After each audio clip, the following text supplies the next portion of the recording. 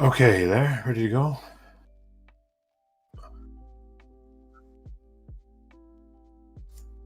Oh, okay.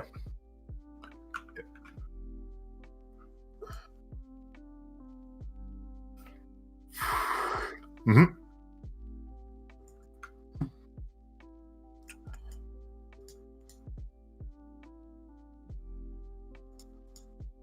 Yep.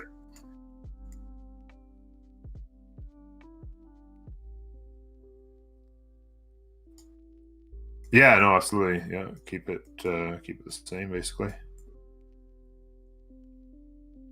I do believe.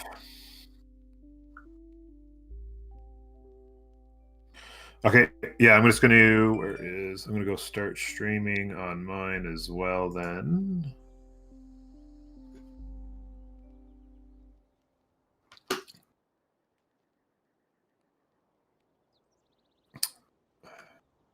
Actually, let me just type. I'm gonna just type a message real quick in my Twitch so that I can alert Discord that I'm live.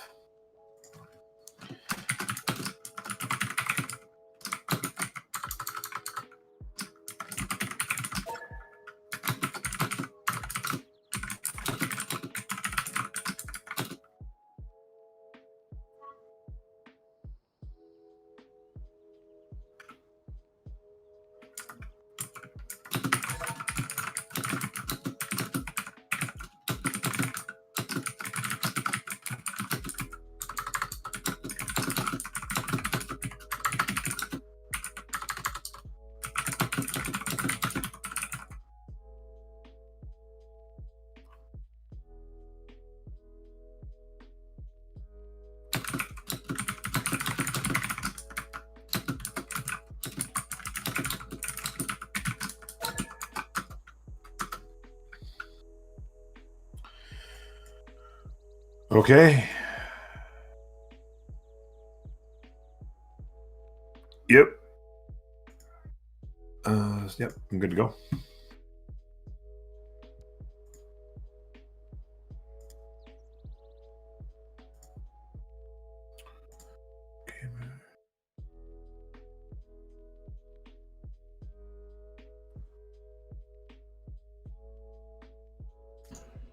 All right, I'm good to go. Let's do it. All right, well, here we go. I'm not hearing myself. 1 second. Is everybody hearing me okay in the stream?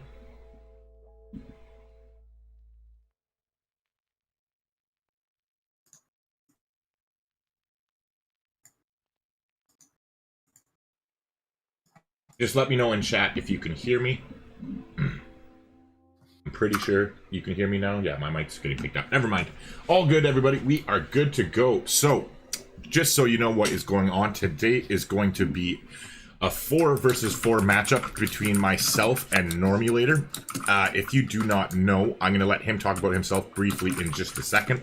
However, clearly, you know by now that I have the YouTube channel and what we're all about here, helping gamers get better. We got all sorts of content, and now I'm happy to announce that I have been starting casting the Civilization World Cup game, so we will be doing that going forward as well. Other than that, though, I'm going to keep things brief. I am on Twitch also, if you want to pop by and see me there. I stream 3 times a week at twitch.tv/GamerGramps, and it's Monday, Wednesday, and Friday at 4 p.m. Eastern that I usually get going. Other than that, though, I'm going to let Normul8or introduce himself, and then we'll kind of jump into the game and do a brief intro.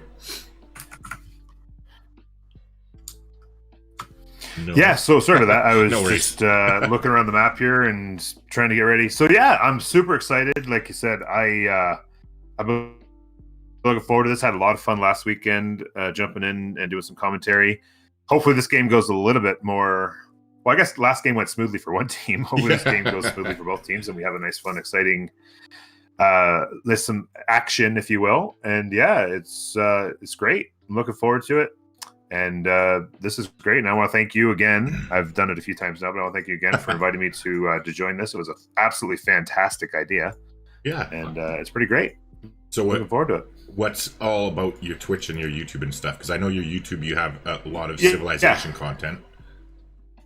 Yeah. So yeah, on the YouTube side, I've done a few other series, non-Twitch Twitch or non-YouTube, or sorry, non-Civilization 6 related. But for the most part, it's Civilization 6. Like I have a new episode or two every single day.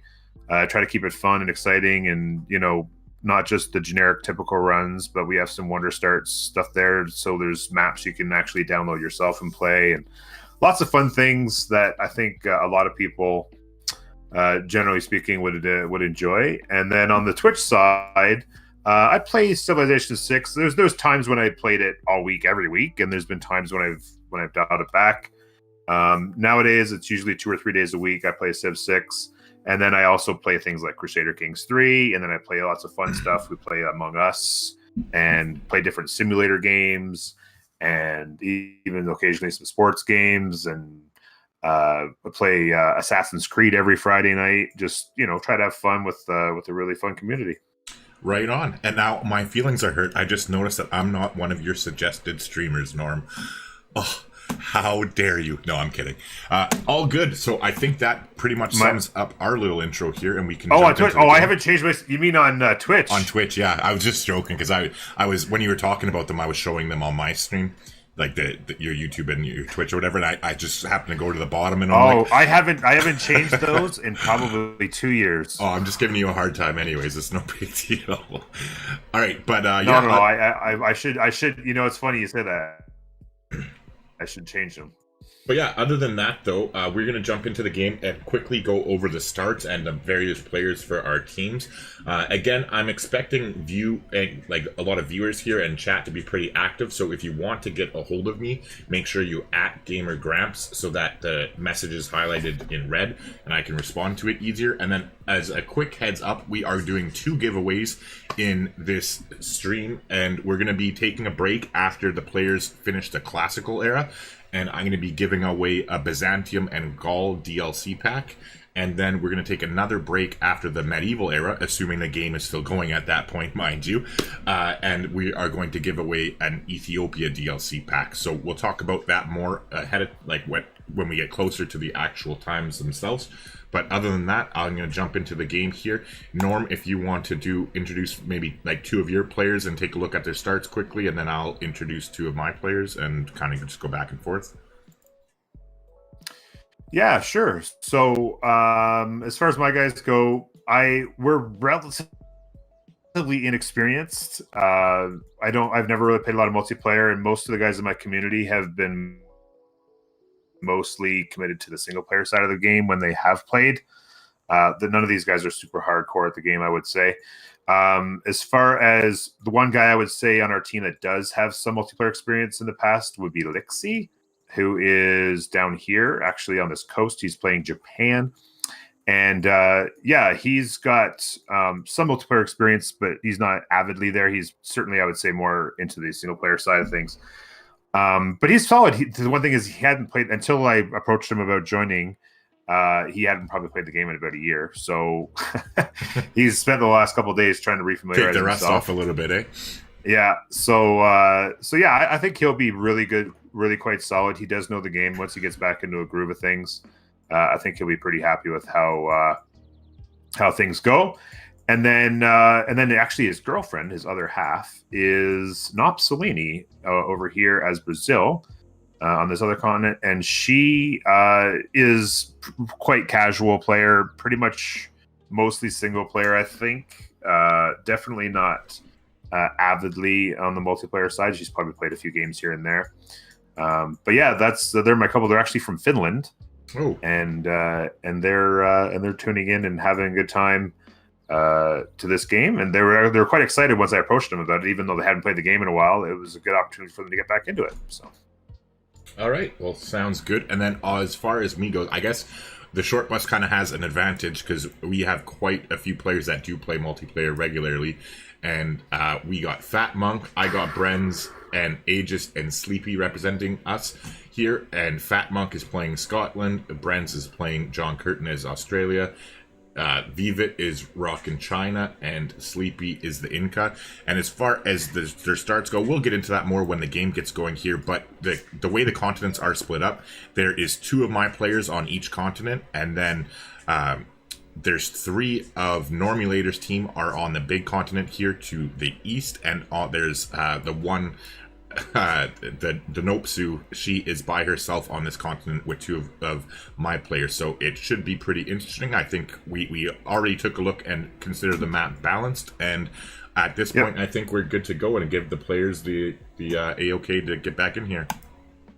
Yeah, I got two other guys I was gonna give a quick. Oh, for sure. Oh, yeah. Sorry, my bad. No worries. So the other two people are, like I said, pretty much zero multiplayer experience, I think, other than maybe a couple casual games over the last few years. But Hendu here is probably the most experienced single player guy I got. He's playing England on the east coast of the east continent, I guess, if you will.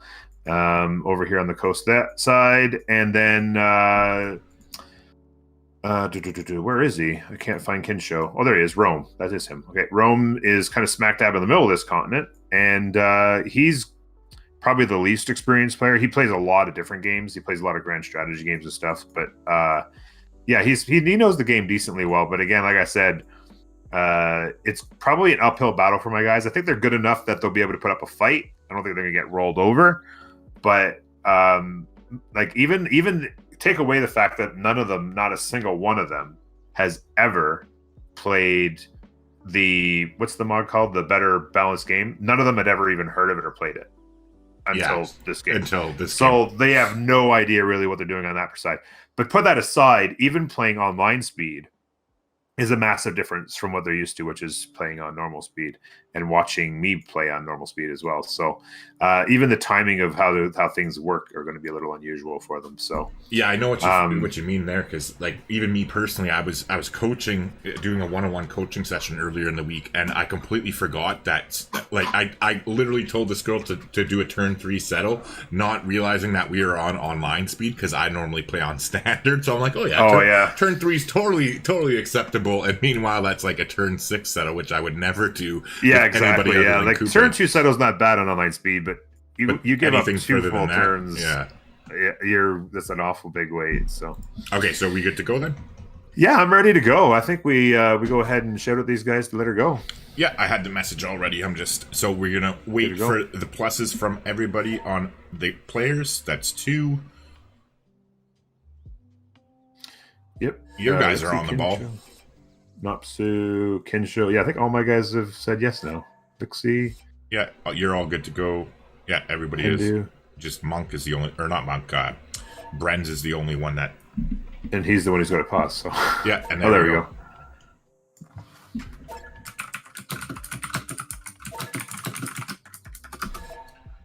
All right.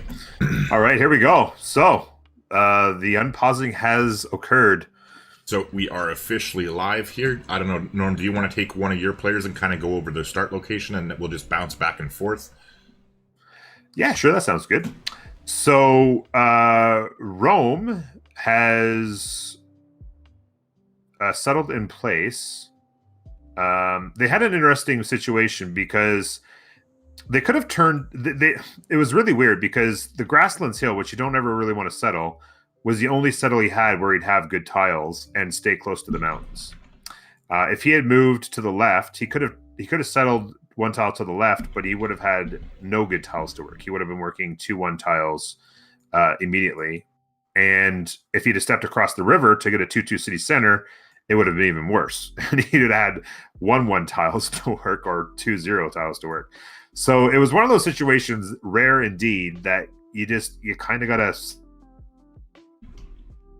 suck it up and settle the Grasslands Hill in order to acquire the 2-2 tiles to his right, as well as he can see that there's mountains over here and some hills to the north and east.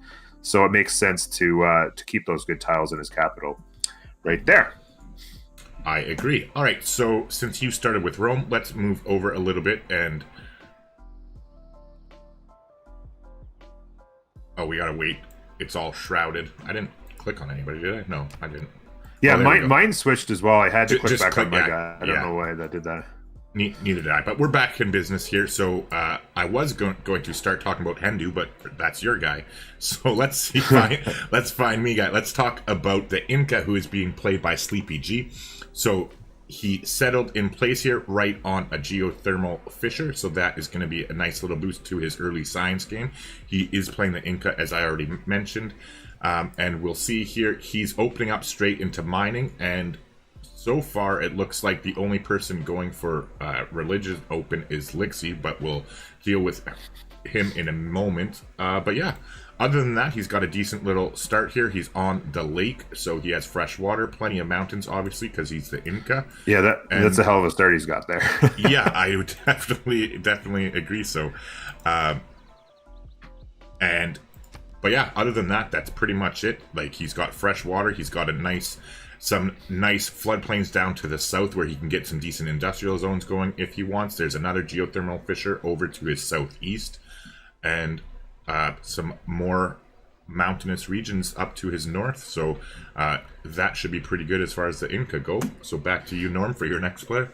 Yeah, so we've got Hendu here to the north of the Incans, so they're going to be battling over who gets into those mountains, I think. And he has, what are they? They're on turn 1 still, so he's stepped across the river. Apparently, he's going to get the settle north of the river to give himself a little bit more space for districting, I'm guessing.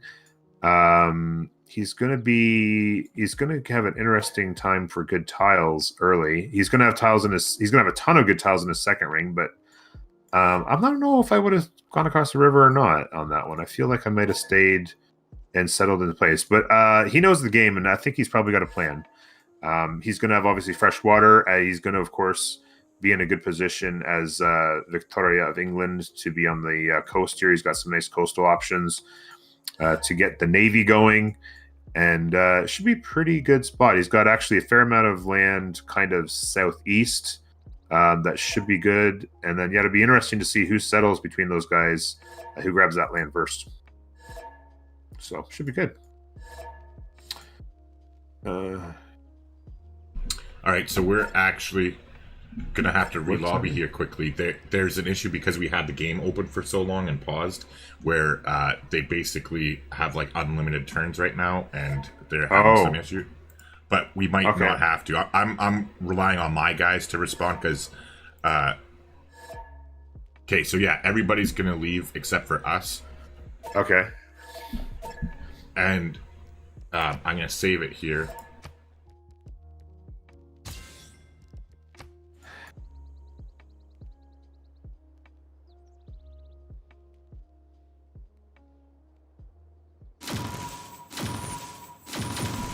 Yeah, so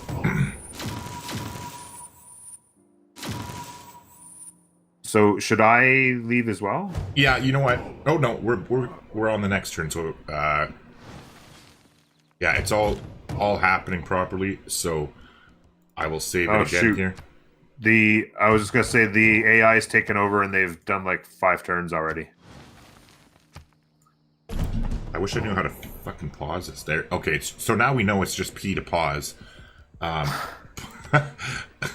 Did you have it saved when they left? I saved it before they left. So okay. Hopefully that works there. And so we have to re-lobby then? We're gonna have to re-lobby, and we'll load up with the save. And I'll pass you a thing in chat. So sorry about the hold up, everybody. It's going to be just a minute. So Hero Joy asks, am I only commentating? Yes, I am only commentating. I'm not playing at all. Ferris Dust asks, why wouldn't the game why wouldn't the game be past the medieval era? It all depends on how it goes. Like, you never know how games can go and how quickly they can spiral out of control here. But I'm going to be putting it on the Be Right Back screen. I'll be back in just a minute here. I'm going to get it going. So yeah, talk as much as you want, Norm, because you're waiting for me. I'm just gonna do the thing quickly here.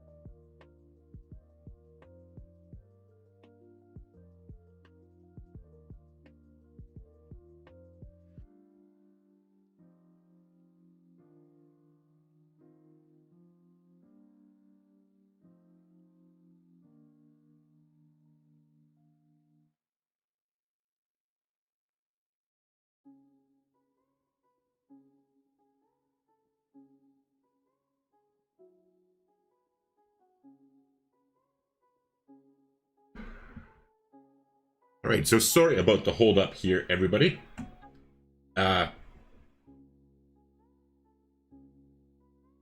We are good to go again. We're just waiting for the players to sync back up into the game, and it shouldn't take too long whatsoever. Norm, are you still here with me? Yeah, I'm with you. Oh, I'm just getting the code in here, and then once I've got it, once I'm in, I'm going to give it to my guys. For sure. No worries. You're just so quiet over there. I wasn't sure. No, I was just talking to my stream. Yeah, for sure. No worries. I think we're good. Yeah, I got you in here. Brenz is in here. Monk is in here. So how is everybody doing today?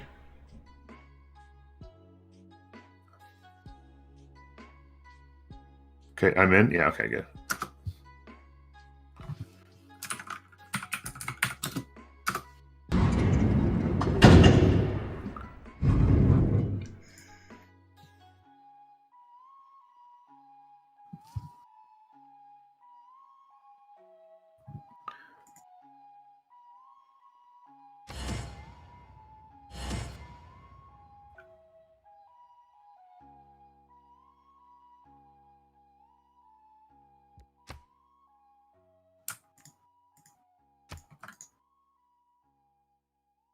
It has John Curtin as a computer. I'm gonna try. Okay, never mind. Now it's Brent. Okay, we're good to go. We're good to go now? Yeah. Okay. Yeah, so everybody is in and ready up. Just waiting on them to all ready up. So we are good to go. Yeah, so sorry about the delay there, everybody. We're just waiting for them all to load in here, and we'll be jumping right back into the game. Hopefully there won't be any more problems. I don't imagine there will be. Like I said, I have to rely on the advice of my players there when he said that the issue is common. It's from us being in the lobby so long. But yeah, we should be good to go.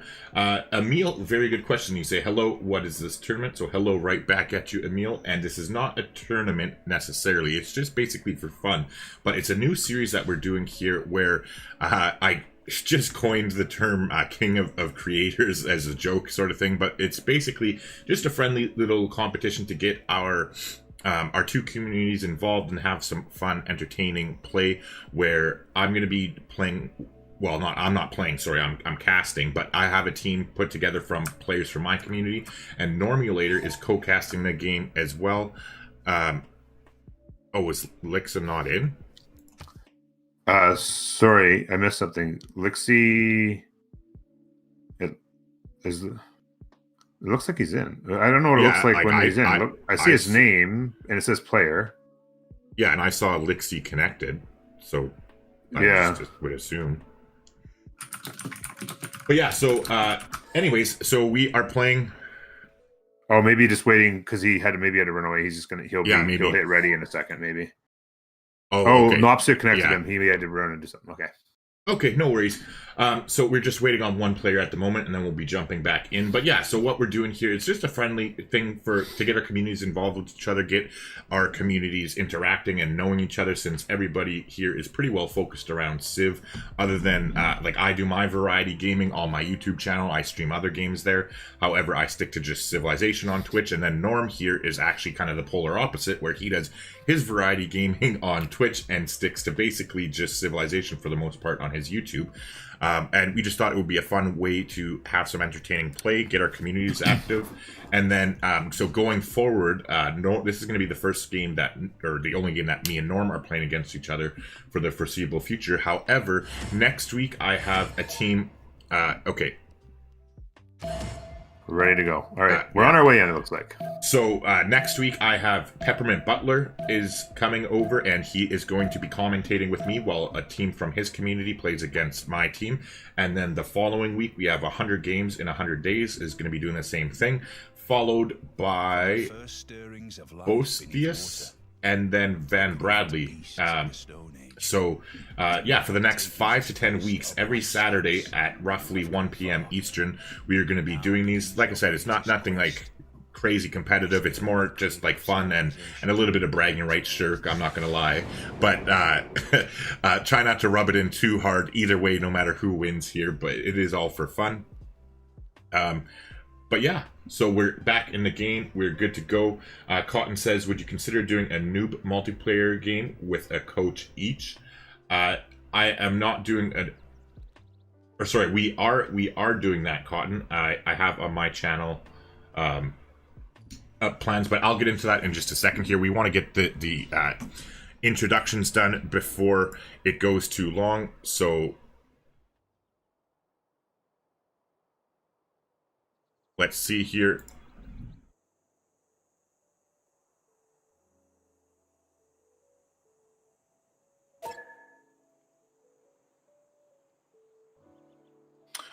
All right, sorry about that. Oh, no worries. I just jumped over there because I want to do a quick intro to a YouTube video. So, all right. Yes. So the action is underway. It's turn 2. Yeah, I paused it. It's working. Okay, yeah, but Lixie had said please wait for him, so I have it paused. Okay. Yeah, it's turn 2, so we're good. He hasn't lost anything. So yes, this is going to be exciting. I'm looking forward to seeing how this goes. I'm a little bit curious about one thing though. That's so bizarre.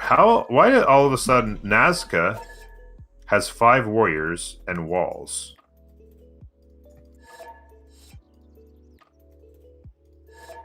Which is quite a distinct disadvantage in this instance for anybody who wanted to take them over. that is really weird. All the other ones are they? They're on the southern coast. Now I see. Of the one there. I don't understand what could have happened there.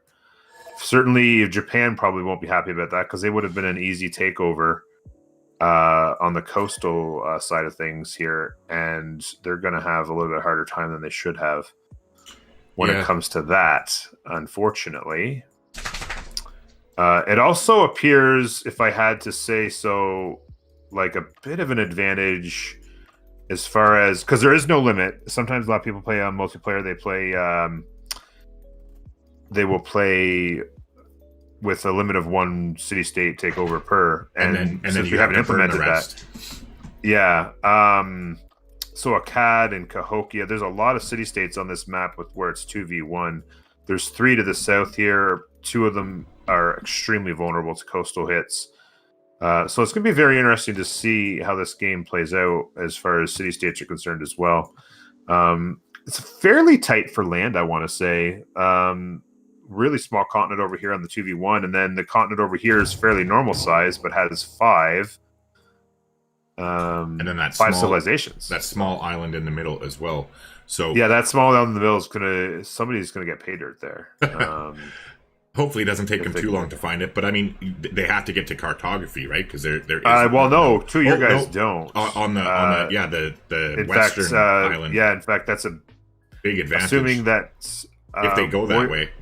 Yeah, exactly. Assuming Fat Monk gets in the water at some point, he's got a bit of a coastal opportunity to go and discover that island. Or also, I guess Brazil and Napsolini would also have a pretty good opportunity as well if she went and settled that coastal city, and she could get into the water as well. So it'll be interesting to see how that works.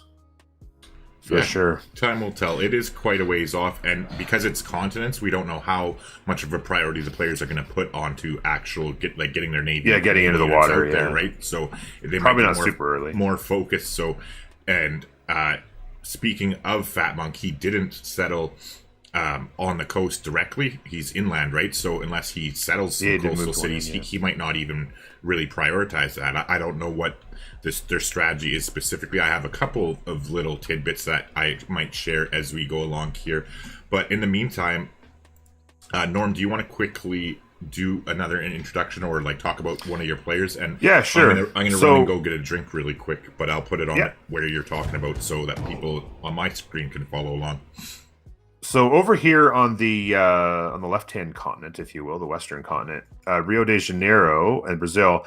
This is Nopsolini. She hadn't played the game, like I said. Her and her boyfriend hadn't played the game in probably a year, and she doesn't have a ton of experience in the game. She's played it some, but like I would say she's maybe the least experienced on our team, and she's probably pretty nervous. She's probably there's a meet right here. So these guys have met. She's now aware of Australia Warrior versus Scout. That Scout will probably back away just a little bit. But yeah, she's probably just a touch nervous being on a continent with two other people by herself. Hopefully she can just settle down, get some settlers out. She's got actually a fair amount of land here to the south that she should be able to settle up for mostly free. If she can get a couple cities here to the northern side, along the lakes and rivers here. Yeah, hopefully she can go and get herself settled in. And then when we come over here to the other continent, we have the Japanese. They're working on a Scout start. Whereas, what was she going? She went Scout Slinger. All right, so Scout Slinger there, Scout here. I don't mind Scout on online speed in a multiplayer game at all. And Rome, it appears, has gone Scout Builder. Now, I don't mind this at all, and I'm going to tell you why. Because Rome, once they get to Code of Laws, Rome will be able to get their free monument, which is going to give them a nice culture boost. And so if they can work through the tech tree early by getting the boosts like 3 improved tiles, they'll be able to get through and give bonuses to all the people behind them. So if everybody else can't get the 3 builder charges or 3 builders improved, 3 tiles improved by a builder, then they'll still get the boost because Rome will have done it, right? So they can get the culture and get the boosts all moving. It can funnel back to the rest of the team. Ooh, the placements. Sorry to interrupt. Lixie's warrior just got smashed by a flood, it looks like. And it's dead. Is it dead? I just. Oh no, it's not dead. Sorry, I just couldn't see it. It did get hit, but it's there. Yeah. I looked and I'm like, where? I don't see a warrior, but it was further up to the north. It did get hit, which could be a bit of a disadvantage, but game paused by Hindu. It could be a bit of a disadvantage to be injured like that, but depending on how they interact and how they find each other, it'd be hard to say. Oh, maybe he just pressed P by accident, I think. Because he unpaused it. He's unpaused it. Yeah, he may have just accidentally hit it, or like when they were chatting or whatever. Yeah, exactly. Yeah. Like I keep doing that because I have my movement on my map or on my game set to like WASD. So like half the time if I type something in and I forget that I have the chat box open, so I go to start moving the map and like end up putting like S and D and whatnot. So you covered Brazil and you covered Rome, it sounds like, from what I missed. Yeah, no, I talked a little bit about Rome as well. But I talked about Brazil and a little bit about Japan. And where their setup is. But yeah, you go ahead and. Yeah, for sure. Jump in there and talk what you guys want. The first things first here, I just want to do that. I'm joking. I actually decided to have a couple beers. Somebody was chirping me in chat the other day saying I should have a beer too when I'm streaming. And I definitely didn't want to do it with the official Civilization World Cup series, but figured this was a more appropriate venue. So I am enjoying my favorite beer, Stella Artois. But anywho, looking back up here, we have China is being played by Vivit. It says Aegis, so I guess I should refer to him as Aegis so I don't confuse anybody here. But he is up in the northwestern corner. It looks like Kinshu has found him, actually, probably not quite yet because of the forest, but it looks like they're about to bump into each other, so they'll know where they are. He's got his first city down. He grabbed a scout quickly, and it looks like he's moving into a warrior next.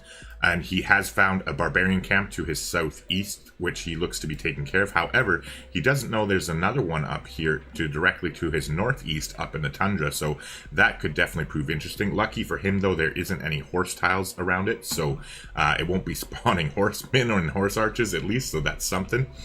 And then other than that, we have... Oh wait, England's your team. We already talked about the Inca, so let's us go take a look at what Fat Monk is doing over here. So he opened up Scout in, and now he's going straight into Builder at the moment. And as far as tech-wise, we'll deal with that in a minute, but let's quickly find where is my Australian friend. Okay, there we go.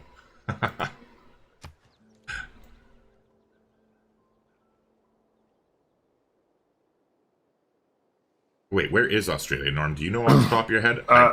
Australia is...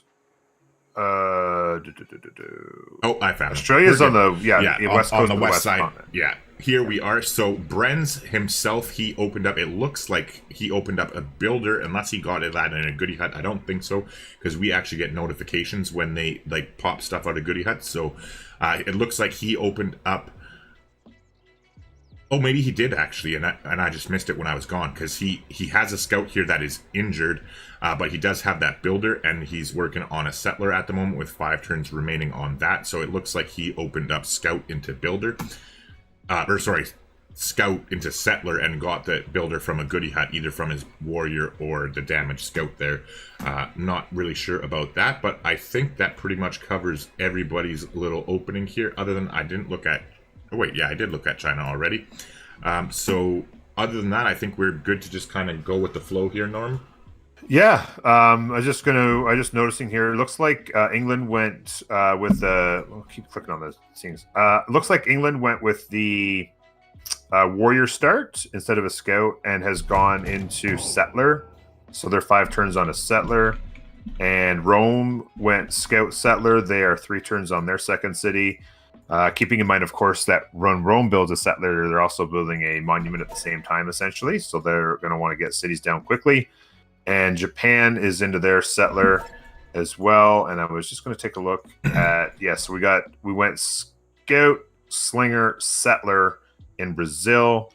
And so they're 5 turns on a settler as well. So everybody on my side of things has got their settler underway. And I think other than... perhaps Scotland, everybody on your side's got a settler as well going, if I'm not mistaken. Looking around here, I see that China's on theirs at 5 turns. Yeah, I think everybody is 4 turns for you with Lixi there, and then 5 turns for the Inca. And then just so you're aware of it, Norm, I asked all the Lixi Anime Capital. I asked all the players to now rename their capital cities to their gamer tags, just to give us a little bit of a heads up. It was a nice little touch I found in the CWC game I casted yesterday, where they do that just to give the casters a break or whatever, so it's easier to like memorize exactly who the players are, and so you're not always referring to them as like Japan or whatever, and we can start calling them by their actual names. Just so you have the heads up that I did that. But other than that, yeah, things are going good. So the Inca are going for astrology, so it looks like they're opening up a religion. I forget, did somebody else start with astrology and then already has it done? So Japan at one point looked like they were on it, but I don't know if they just clicked it and clicked away. I'm trying to remember. I'm trying to see what happened. They're saying they can't see Rome's bar. Rome's bar. I think they're talking about the HUD display. Oh, the banner.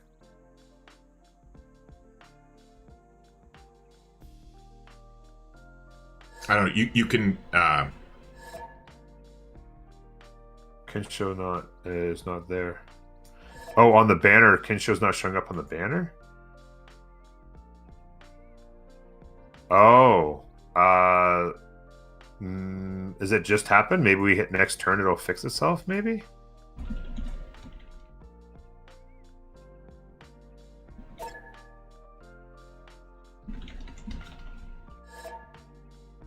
Yeah, we'll just see what happens if it hits next turn, and hopefully it's. Yeah. Hopefully it's not a problem. Yeah, well, I mean, they're still good to go. Like, it's just...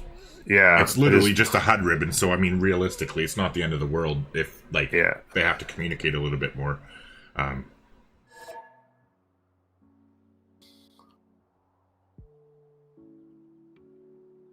Yeah, you can get most of the information out of the thing anyway. They've got 5-minute turns, so it's not like they're rushed for time. So I'm just trying to figure out how you have to click on the individual Civ, do you? So like I would click on Lixie. Sorry, no. What are you looking for? To see their view, or just see the tech. So I have to click on Lixie and click his tech tree, and then it'll show me. Yeah, so there you go. Lixie has gone astrology, so clearly considering the religion play. And so there you go. So it's just and the then two they of them. switched to mining. It's just the two of them. The Incas, so Inca went mining first into astrology, and then Lixie went astrology into mining, the opposite way, but the same kind of tech path. So that is good to go. And then, so 8 Count is in chat, and he says my HUD wasn't showing the whole game last week either. Okay, so good to know. So yeah, it looks like might be an issue with the mod or something. I guess. But it's a minor one anyway. So was that you who tagged horses, or what? I did not tag anything. Looks like that's red. Okay, so so it looks like we can see everyone's tags then, I guess, maybe. Yeah, it must be that way. So you guys the team must have tagged it, because that would be England, I believe, right? Yeah, it looks like England, but I don't know how England could possibly have a clue that there's horses over there. Unless Japan said it and then they tagged it for themselves, maybe. They just must be communicating. I guess so. Yeah. So interesting. I was just going to say real quickly here. Lixie went religion, which is cool. There's lots of really interesting religion aspects to this multiplayer mod. Unfortunate for him that he's absolutely nowhere near mountains, so he's not going to be able to do any particularly strong holy sites. Well, there's some trees around, but he could go with try the Sacred Path Pantheon, I guess, to have like at least one decent one. Yeah, right? That's a possibility. And if he happens to know that there's a fair amount of jungle out here, but maybe to expand. But certainly he's going to be struggling for good holy sites. I was going to check as well on the Brazilians. They do have a fair amount of nice jungle around, particularly if they can figure out a way to get settled to the north. There's even more, but she's going to have to defend against Brenz here as well.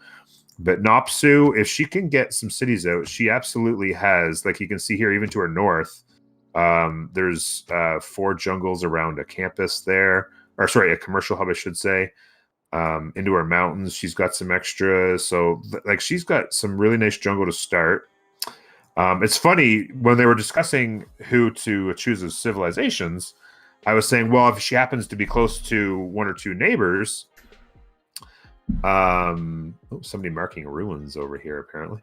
If she happens to, I was saying, if somebody, whoever plays Brazil, happens to be close to a neighbor or 2 that is like on their team, they could always negotiate, like, hey, you take these, jungle area, and I'll take this other stuff over here that doesn't have much jungle. You can do that coordination.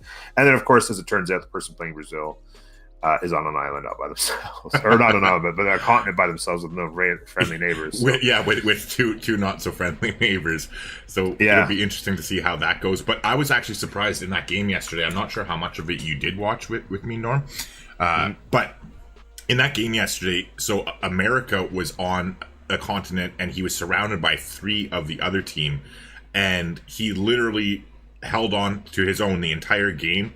And was basically, because he sacrificed and just made himself a big meat shield, that he kept the other ones so preoccupied that they ended up winning the game easily, all because of him. And I thought for sure that he was going to be in a tough spot kind of thing, but they ended up. I was watching that. That was pretty crazy. And I actually, I don't know how many of them looked, but I obviously I've sent out the link to your stream on Twitter and Discord and everything. But I mentioned to them, you should see just how many units they build in the big leagues. Oh, yeah. Because it was it was just like there was almost no empty tiles. It was just America had sent out a countless amount of those horses and everything. They were archers. They turned them into crossbows, and then there's just like 50 units, and then there was 50 units on the other side, and then there was a battle in the waters, and there was like it was a 40 boat versus 40 boat standoff in the middle of the water. Like, it was absolutely insane how many units they spam out. Yeah, and then there was that other fleet too that I didn't even know about. Somebody gave me the heads up from my chat because they were watching one of the point of view streams, and they had a whole second fleet that was along the southern edge of the continent that was literally just about to come enter that same naval battle. But they conceded the game right before that happened, so we didn't get to see it pan out. But yeah, I was really, really impressed. And Norma, I don't even think I told you this yet. So throughout the whole game there, one of the players, actually, in my opinion, the better player of that game, like, was Gone to Storia, the one who was controlling Indonesia. Like, Jack the Ripper did really well, too. He was the one controlling Norway off the top of my head. But anywho, Destoria had been talking with me throughout the thing and giving me the links to get back into the games when they did the relobbing, and so we were talking about it afterwards, and because like I was so impressed that like I want to like study it, basically like sit there and watch his point of view stream, and I'm going to take notes on it and like have notes on his strategy, and then I'm going to do a video. So he was nice enough to consent that I'll be able to use his footage. And then on top of that, so like I'll be doing that sometime this week coming up, but then even further than that, he had said that as long as he likes the video and it's like done well or whatever, and he's happy with it, that he's actually going to possibly sit down to do an interview with me where like we'll kind of watch the video and have it muted while me and him like actually like discuss live discuss the strategies, what his strategy was and what he was thinking about in the different situations and all that, to get like his firsthand experience of it. So I'm super excited about that. Yeah, it's good. So I will say I'm pretty proud of my team right now. I'm always preaching about how fast you want to get your settlers out. Get your settler out. Your second city's got to get down so fast, in my opinion, especially in multiplayer. Oh, for sure. Even your second and third city. And Rome's already got one popping out. They're going to slip back into a builder. In fact, they might have actually. I noticed that they didn't get. I think they had actually put it on builder and then switched it to settler and decided to do a settler builder, which I am actually kind of happy about. But yeah, they got their settler out. Hendu has got one turn on his settler. Lixie is about to finish a settler, and one turn on Nopsu as well. So they're all going to have settlers on the move.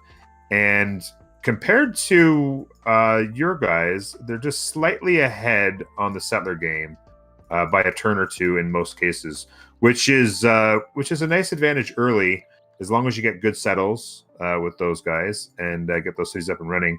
I really like the idea of seeing Kinsho with Rome getting his city out so quick, because his moment that Code of Laws is done, so it's instant culture, right? Yeah, for sure. So if we take a look here too, that's going to play a big part as far as being able for his armies to traverse, right? Because that's on a continent where there's three of your guys and only two of mine, so you have the advantage on the eastern landmass. But I'm actually intrigued about Fat Monk. He's the one who opened up builder into settler, so he's still got 4 turns to go on his settler.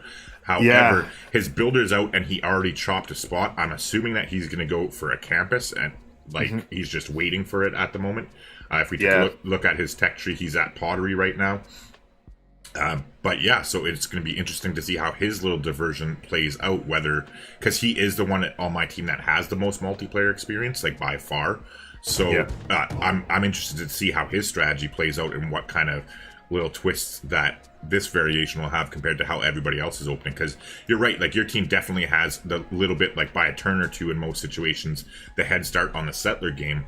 So, but then other than that, my team is following the same strategy. Other than Monk, I think he's basically the only one who's doing a little bit of one a extra different build opening. between settler. Yeah. No, but it's good stuff. And then, like I said, like if you look here at the yields, Kinsho immediately to 4 culture once they got to Code of Laws, so he's got everybody doubled up.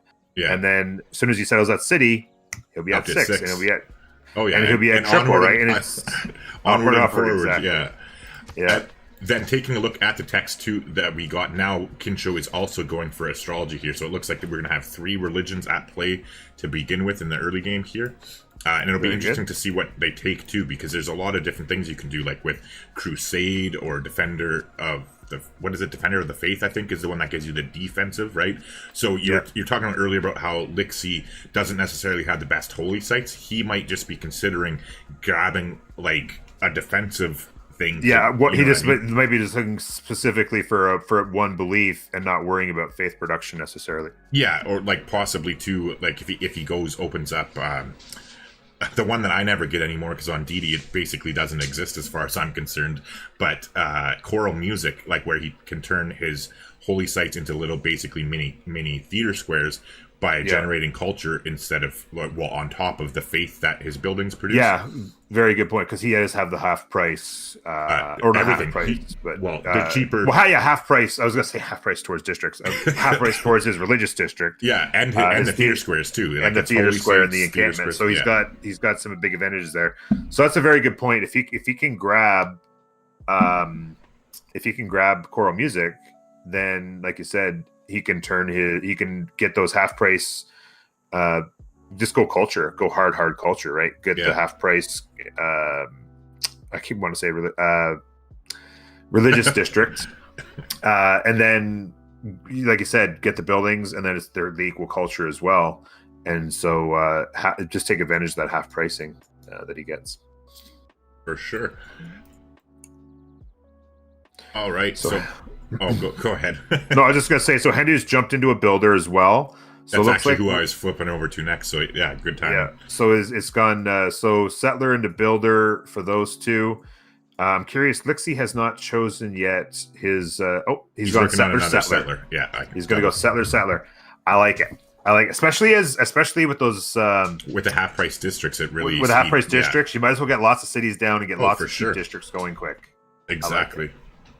And he's got the lots of the good food tiles too, with the floodplains. That flood that injured his warrior actually fertilized a lot of the tiles. It looks like I see 2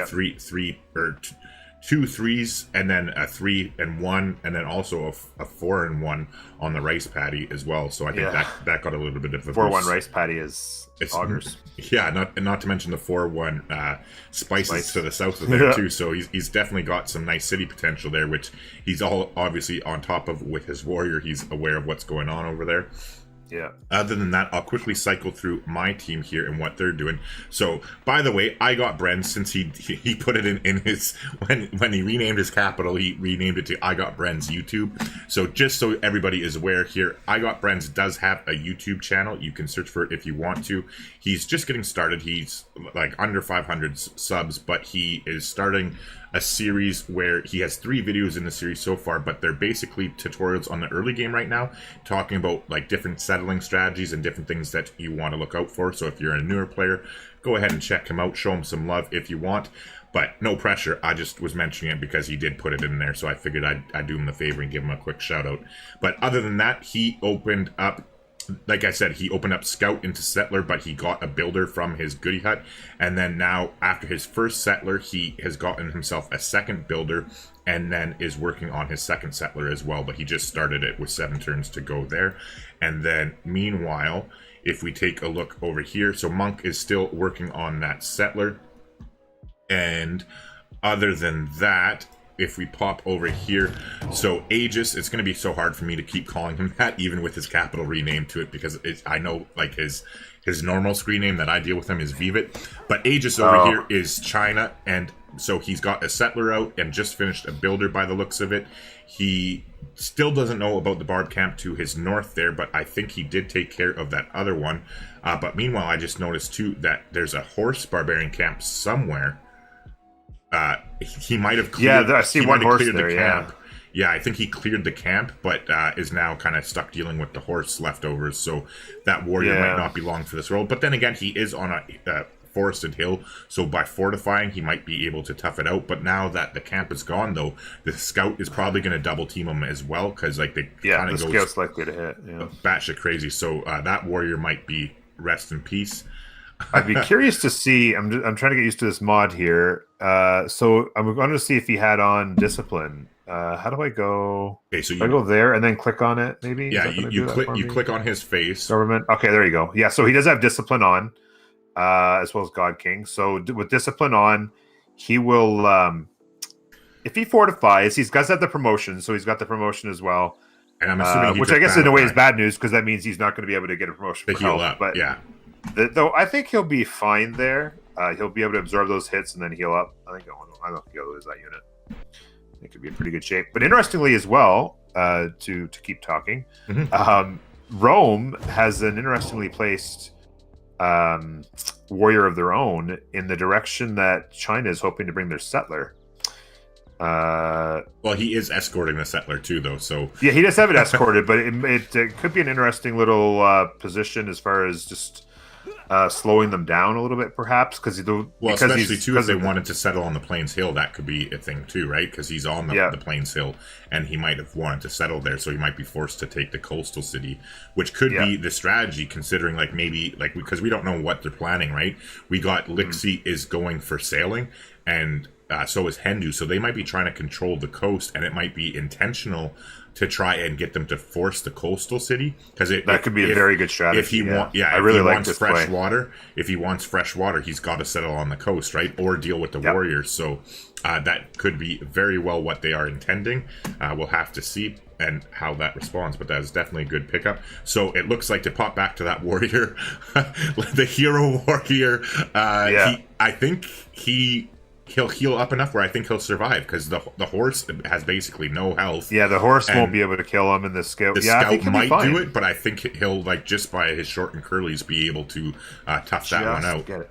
And that's why I wanted to look for discipline, because I was trying to decide if he was going to survive. And when I saw discipline on, I figured it gave him enough of an edge. If he didn't have discipline on there, if he would have been going for scout experience at that point, I think that that warrior would have already been gone. Yeah. Better. One thing to worry about, though, is that Hendu has a warrior there too. Has a warrior on the way, and if he happens to come up and introduce himself to the conversation just in time while the warrior happens to be healing, if he ever, for instance, decided to not heal and head south or something and walk onto a flat piece of land where Hendu's coming from, he could get himself into some serious trouble. So he's going to have to be careful with that warrior yet. No doubt about it.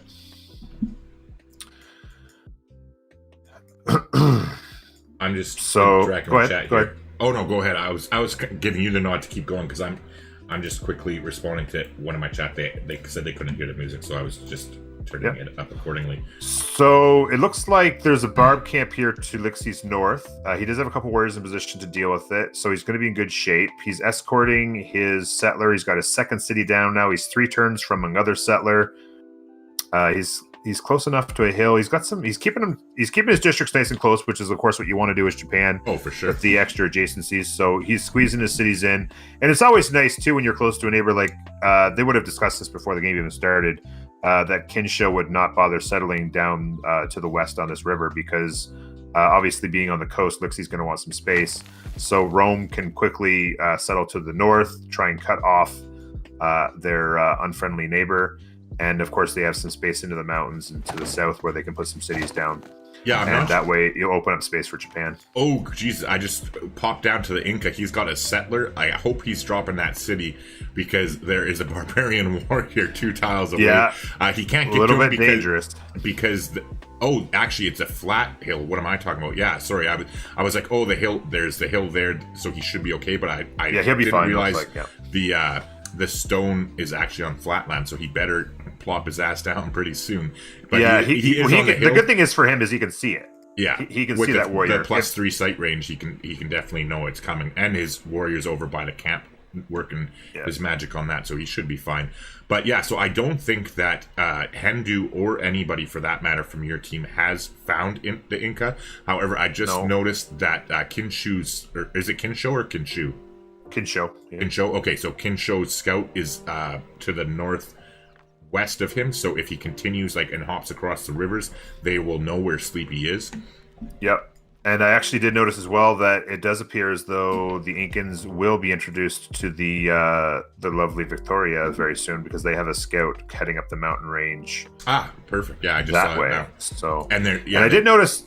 sorry, I was just going to say, I did notice as well, the second city going down for Hendu is exactly where I would have put it as well, on that Plains Hill. There's plenty of underneath the volcano, and then there's plenty of production to the north and some flat land to the south where you can get some food. So that's a good, solid coastal city. Oh, for sure. But that diamond's going to get sick too if that volcano starts going off. Yeah, exactly. It's going to be some nice tiles. Monster tile. And if the Inca come around the corner here from the south, he's going to know that he's down there, and that'll give him an indication to get his settlers south to do the cutoff. I know for sure Hendu knows that move because I use it all the time. Is when you have a neighbor, make sure you defend it, of course, but always settle in the direction of your neighbor and then back settle. So he's not going to want to keep settling towards the coast into the north if he knows he's got someone closing in on him from the south. Well, that's if he does notice the scout, though, because with the scout's range, when Sleepy pops up to the hills plain that's like has a jungle on it there, he'll be able to see Hendu's borders before Hendu sees and he could get scout, away right? potentially. Yeah, but I mean, he might just pop in and try and pillage something too, because that's another thing in multiplayer where it's so weird to get used to players actually having brains and using them. Because that's definitely something you can do is pillage. Like you don't even have to pillage necessarily, but even just standing on the location where the person is building their district stops them from producing the district, right? So scouts can be quite the pain in the ass if you don't happen to have a unit nearby that you can scare them off. So it'll be interesting to see how that all plays out. And absolutely. Yeah, and I was just to say, just furthering our story here to the north, where we were talking China. So this is an interesting idea of the things that can happen in a game that you don't always see because you're not always seeing the whole game. But we noticed that, of course, China was interrupted by some barbarians and barely stayed alive, as you can see.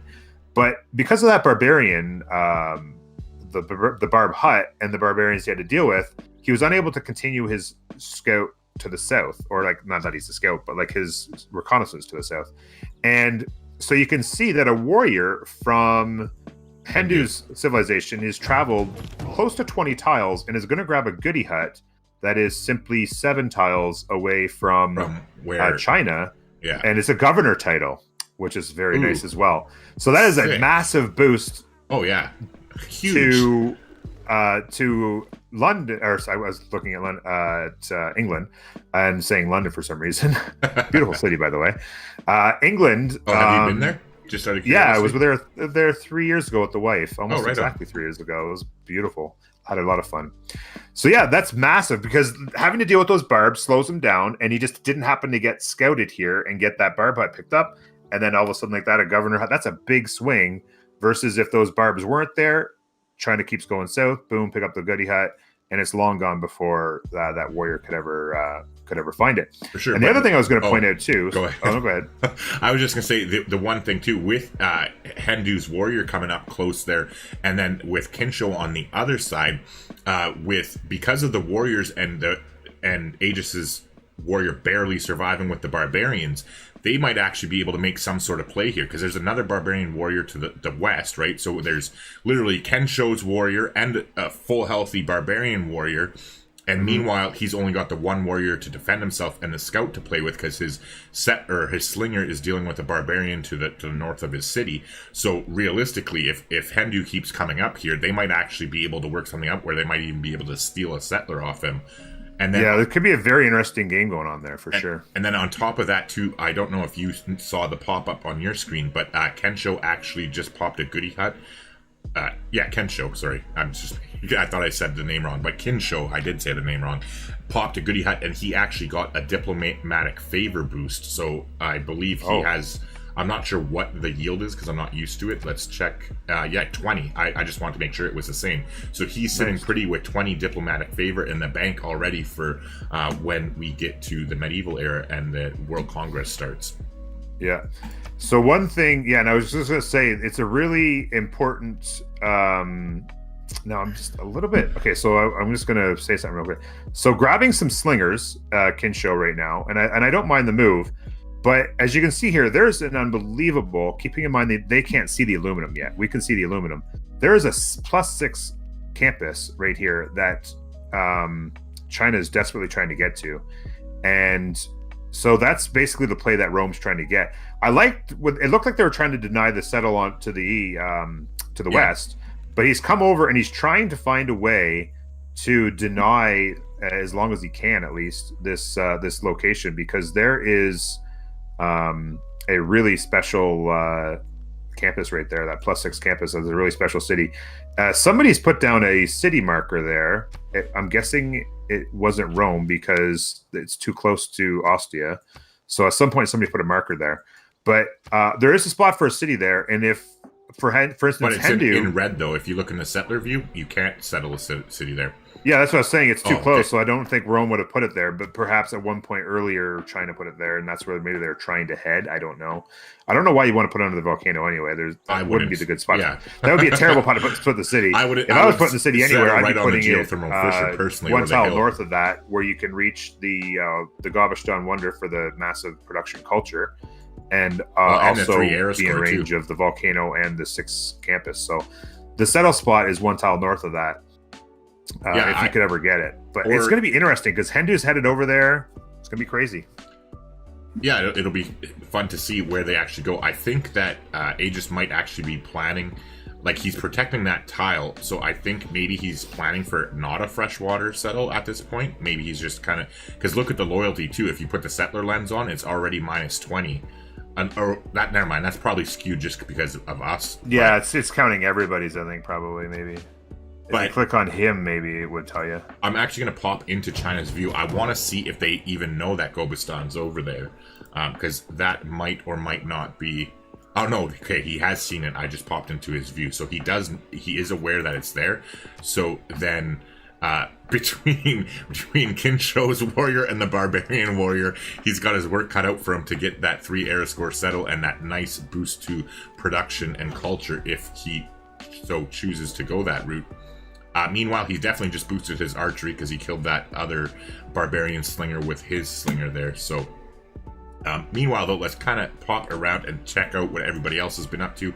So we got Fat Monk, who has got his settler out and is headed down to the south. They have discovered where Nopsu is all by her lonesome. She's got a settler out and it's escorted, so she's fine there, but she's going to be looking to drop a city, I would assume. And she's got a slinger in the area as well that is working on dealing with some barbarians. So Monk is definitely headed down there to settle towards her, and he's getting a bunch of warriors out. He's already got, 1, 2, 3... He's got 4 warriors, so he's built 3 warriors. He definitely found out the hard way about the horse barbarian camp that's over to the west of him. And that warrior's going to be in trouble. Yeah. Well, there is flat terrain. There's only 1 horse that's on his side of the river, so he might be able to make it. Depends if that horse tracks him. If the horse tracks him, he can get him. Yeah, he's toasted if the horse keeps following him. But if he moves far away and the horse doesn't pursue, he should be okay. Be fine, yeah. But time will tell. But yeah, meanwhile, he's producing a bunch of warriors. So I think that they figured out that that Nopsu is all by her lonesome at this point, because I'm pretty sure everybody has found everybody at. Yeah, you could probably tell just by, because they know it's continents and they can see their own people, right? So they know, they'll probably have a pretty good idea of. It's possible, I guess they could have thought they're 2-2, but certainly for Nopsu's strategy here, she's getting her city down, which is going to be a really nice spot. He's got a 2-2 culture tile to the north of that. Plenty of jungle around to enjoy as Brazil, so she's going to enjoy that. And it's going to be an interesting play here. She does, like I said, have a fair amount of troops in the area, a couple warriors and a slinger. Her scouts even close by. She's got another warrior on the way. I'm sure that they'll probably be funneling her money if she needs it to even buy units, whatever it's going to take, obviously, because they're going to know that she's all by herself over here. So yeah, get her city down, get some more things happening. I see that Benz has got a settler there, and she's moved her scout into position to do a block. It's going to be an interesting little battle over here as well. And Benz has also got another settler, so that's the 2 settlers on the way. Yeah, it's interesting to see what Nops does here for the next build. By the way, just to get, it doesn't matter. It's not a big deal, but it's Brenz. It's like a play on, it's Brenz, a play on I got brains. Basically, just call him brains. Like that's what. Oh, okay. I got brains. I got you. And because like on Discord, he has a little freaking brain in his screen name, so that's how I figured out what he meant by it. Otherwise, I would have no idea. But yeah, it's basically I got brains is the the concept behind his screen name there. But either way, yeah, like with that scout there, at least, I mean, even if you can't prevent it, because clearly he's got the warrior there doing the escorting, your scout can still be a pain in the ass, and delaying a city, especially in the online speed that they're playing on. Ooh, yeah. I just saw Brain's got a relic in a goodie hut, so that is going to be a nice little boost for him as far as faith goes anyway. But he's also working on a monument in his capital, and he has yet to settle another city. He does have that other settler out though, so he's not going to be behind for too long. However, Monk's warrior did get away though. The good news is, the bad news is that Bren's freaking warrior actually got caught in the middle too. I don't know if they kind of coordinated that, but he's definitely got his hands full. He's not promoted yet, so he can heal up with the promotion. However, he's got the barbarian horseman there and also the horse archer to deal with. So he has to actually attack the archer, right? Like, I'm pretty sure he's just rip. Like, I don't. Yeah, it's going to be really hard. If he's lucky that the other horse is on the other side of a river, so that's going to slow him down one turn. But he pretty much has to. Oh, I don't know. Jump on the hill, fucked. Maybe. I think he's just fucked personally. I don't think. Yeah, I don't know if he can get it. I don't know because it's like it's nothing but flat land there. If he jumps on the hill and gets lucky that they don't both hit him, he could potentially keep moving away. Yeah, I'm popping into his view too to check what he's working for his falsity cards, and he has survey in, so he does not have discipline. He does not have the. Yeah, so he's toast. Like, it's been nice knowing that. Yeah, it's really hard. He'll have to get incredibly lucky. Yeah, there you go. He tried to settle in place. Now he's got 2 horsemen on him. He's losing that warrior. Yeah. There's no way. He does have the promotion there, but. He could. Yeah, that's good. He could go for promotion, but I don't think he survives. I'm with you on that one though. Okay, so Bren's paused it. Monk desynced. They're having a bathroom break here too, so that is no problem. Speaking of that though, Norm, if you want to start talking about something, and I'm going to leave the screen on it quickly because I'm actually out of my beer and want to go grab another one real quick. Time to grab another beer, no problem. So, I'd be happy to jump in here and talk. By the way, I just want to give a shout out and thanks to all the peeps hanging out in my stream. It's hard when you're doing the back and forth commentating. I don't want to interrupt him and talk over him. And of course, I got to take my turns. But yes, Jalen and Shep and Big Daddy, thank you for hanging out and being here for the big game. It's very interesting. I wanted to take a quick look. This pause thing is a little bit in the way, so I can't really see it now. But Trajan's up to 7 culture, and that's a big boost in the tech on the tech side. You can't really see it because of the pause thing, but that allows Rome to push through the. One quick second here. So you're going to be talking about Rome? Yeah, I'm just talking about the tech tree and stuff like that in general. Okay, yeah. So just quickly though, Dez is in my chat, and they actually found me through the Civ World Cup thing yesterday there, and they're very experienced. And he says fortify, promote, move card over. So it might be possible, he's saying, to save that warrior, but we'll see. Time will tell.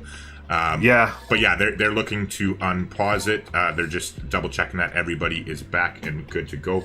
But yeah, other than that, if you want to just carry on talking about Rome, I'm going to run and grab that beer and take a piss. So I'll be back in just a moment.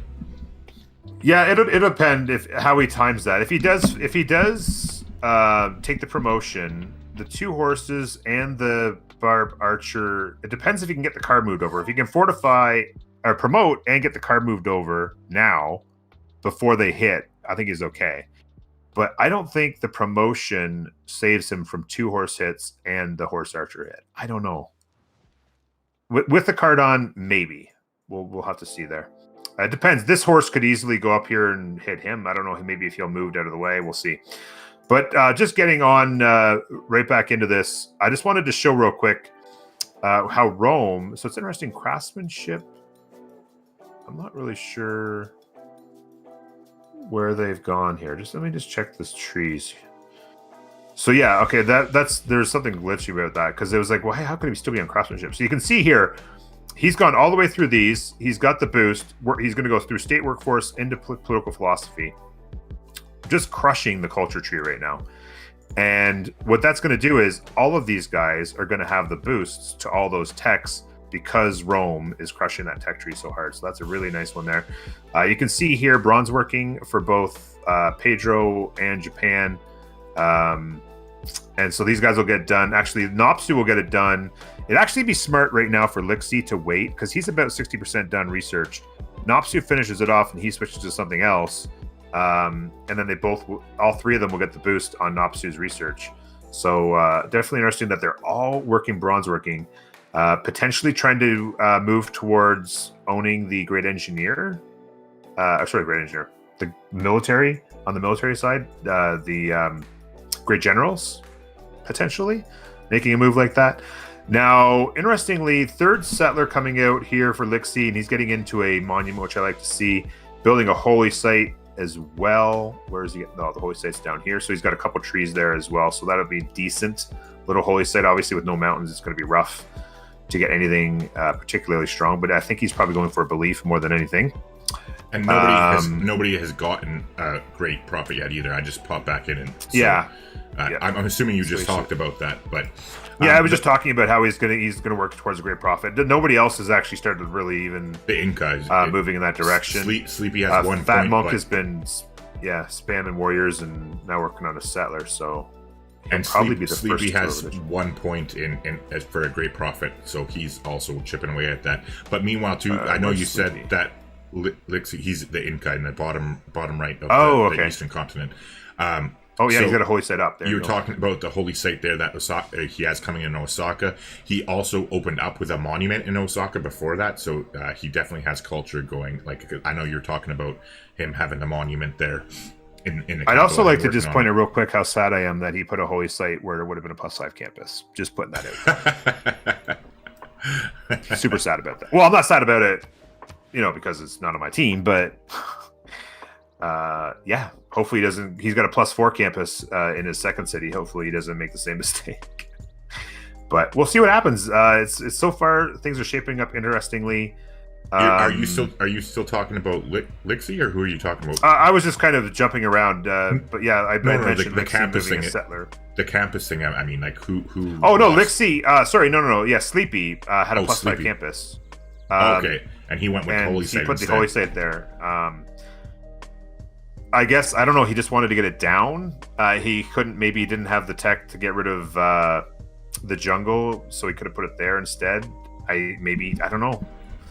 I don't know why he would choose to pass up a 5 campus there, but he's done it, and maybe he'll be able to answer that question later. And Horsies have come to the party over here on the east coast of the easternmost continent. And it's going to be an interesting little battle where Hendu's going to have to maybe hold that. He's lucky that he's going to be able to easily hold the pass there. Yeah. Should be able to just fortify in place. If Sleepy found him? Like, because I see the scouts. I didn't notice, but it is injured. I'm not sure how he got injured. Could have been from the barbs, though. He could have fucked off because of the barbs. Yeah, quite possibly. But it could have very possibly been that. Actually, let's pop into Sleepy's view and see. No, he can see from Sleepy's view. He could see, because of the scout's vision, he could see the borders on the stone from Hendu's capital, like right by the mountains on the other side. So they do know where he is. It is confirmed, but we don't know whether or not Hendu saw him before he pieced out with the scout. But quickly here, just to jump in, but before we continue talking about the game, I've been neglecting chat a little bit, so I just want to quickly say hello to Sophie. And glad you dropped into the multiplayer game. She can't wait to catch up. I'm looking forward to it. Hopefully you enjoy it. Hey Des, how's it going? He says, sup dog, no way, but the other horse might swing north. Big thing people don't do is fortify before they promote. Yeah, that is a big deal. For those of you who aren't aware... Dead. It's a rip, yeah. It was a nice thought. I was like, it's not impossible, but unless he gets his card on, he has zero chance. Especially with the archer too, right? The archer is what really sealed the deal, because you can fortify in place and hold your own against 2 horsemen. You can see that they're like quite injured from dealing with them. However, that horse archer, you have to attack it, right? But the comment though that Des was specifically mentioning though is a lot of people don't fortify before they promote. So if you fortify them and then you cancel the fortification or like activate them and then give the promotion, it actually lets you stay fortified, so you get a defensive boost it gives when you promote that way. 1-turn fortification defense bonus. Yeah. But yeah, other than that, I'm all caught up on my chat, so we're good to continue on. I just wanted to quickly catch up there as far as interacting with people. I know it's a little bit harder, so do keep that in mind too, chat, as we go along. Feel free to tag me as much as you want, but it will probably be a longer wait than you're accustomed to before I can respond, because we're trying to like balance between co-casting here is enough of a challenge, and and then balancing chat as well. Exactly. So I've been responding more like through text and like typing in my chat, and that's probably what I'll do continuing on going forward. But yeah, anywho, back to the action. So if we go and look back with China in the north there, they have not got that city down yet. However, they have made it to a freshwater location where they can settle. So I would expect that they drop it there. I would imagine they will try to drop it there. They might. It's only a slinger there that Kensho has, so they might be bold and go up for the because then the warrior can heal up in the if they move first to the Plains Hills, right? Yeah, it'd be interesting because the warrior isn't in position to hit as well. Like, so it'd just be a slinger. It'd be a different story if the warrior was the Hindu warrior was one to the left, because at that point, the slinger warrior combination would kill the warrior if they stepped one south. So, it'll be interesting to see. The scouts kind of got to move away. Hindu may go for the kill. There's a lot of units coming from the north. Yeah, that's what I was just about to say. That so there's he's got a warrior warriors and slingers are coming, so he should be able to hold that, I would imagine.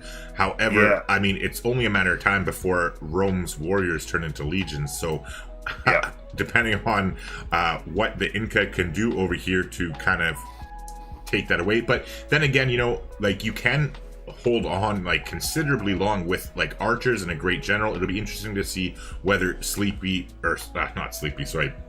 whether Aegis goes for an encampment soon or not. He's 1 turn away from archery, so that's definitely on his priority list. I'm sure they're going to funnel some gold over to him to help give him that boost as well. He did settle, so he didn't go for the hill because Kensho got there first, so he's not getting that +3. However, he still can buy his way out and at least grab 1 tile, actually 2 tiles of Gobistan, so he can get the 8 production and 8 culture, but he's got to obviously invest a little bit of money or culture to expand his borders to get there and do that. Meanwhile, though, I think he will be fine for the foreseeable future, especially being 1 turn away from archery. I'm pretty sure that they're going to hook him up with some gold so he can upgrade that slinger to an archer. And until Rome gets legions, I really don't think there's much of anything they can do at that point to take the city. But I mean, time will tell, I suppose. Yeah, it's a slightly vulnerable city. It is kind of out in the open. There's not really any defensive chokes. It's obviously they can put some units on hills and stab in.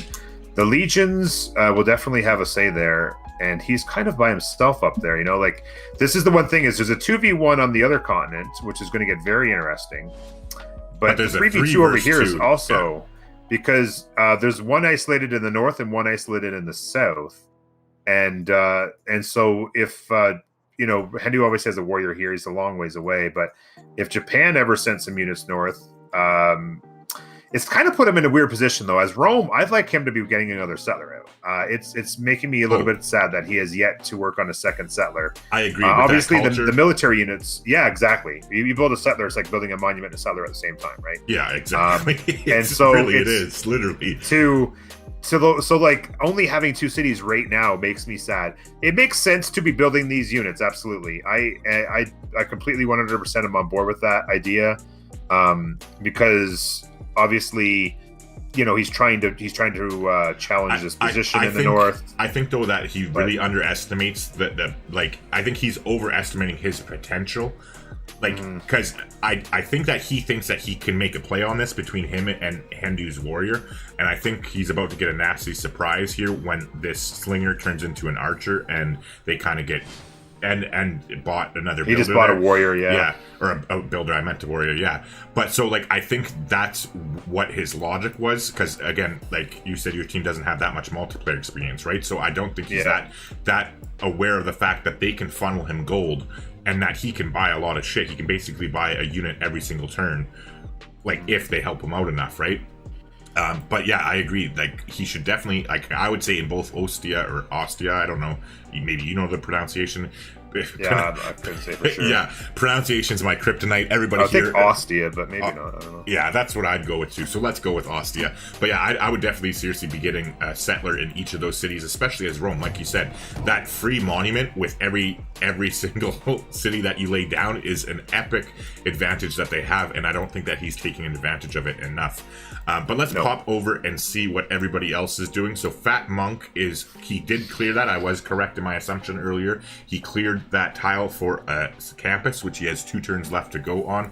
Meanwhile, he had built those warriors that we talked about earlier. He's now got a slinger with 5 turns left in Haddington, and he does have the barb camp. Well, I should say him and Nopsu have that barb camp cleared out, because they've kind of been, I think, basically, since both of them have a city there and units in the vicinity, that the barbs have kind of got stretched thin between the two civilizations. But we are looking to have a little confrontation here, so it'll be interesting to see, because Nopsu is what? She's 2 turns away. It is she, right? That's correct? Yes, it's Nopsu. Okay. She, yeah, so she is 2 turns away from archery, so she's not long away from defending her. Just quickly, hey, little Yuki, thanks for subscribing, man. I appreciate the support here. And I'm glad you're enjoying that. But yeah, so to pop over to Bren's, he's got his second city settled with Geelong. And there's so many weird names in Australia that I'm not sure whether he custom named that or not. So I'm just not even going to make that assumption. But he's got 6 turns until his monument's done there. And he's 4 turns from his encampment in the capital. And then meanwhile, his second settler, so his 3rd city is on the way. He's heading over. I'm assuming that he's going for the fresh water of either where the iron is that we can see, or the jungle tile to the northeast of that, so that they can kind of have 2 cities there and really press their advantage by numbers, basically, and double team Nopsu. Yeah. So yeah, I was just taking a look. You can kind of see the strategy unfolding here. So you can see that Monk, who's only got the 2 cities, has definitely taken the military lead, if you will, by pounding out these warriors, and he's working on slingers and stuff. Whereas for Bren's here, he's gone with a second settler to get a 3rd city down. And he's gone monument and into an encampment. He's only got 2 military units currently, so he's not looking to put the pressure on as of right yet. Which I'm not sure. I kind of feel like, might be an opportunity to put some pressure on. So building a monument and an encampment when he could get some units out and help out with the pressure. And so it's going to be interesting to see just how this works out, because like you said, archery coming soon. And a lot of gold. I was just looking at the score here. Lixi has 153 gold. Rome's almost got 100 gold. So they're going to be able to funnel gold to her and upgrade a bunch of those slingers real quick, and be able to defend quite well. Having to get around that lake is very nice. It's very defensible. There's hills that they have to trek through and stuff. So they're going to have to move very slowly into position.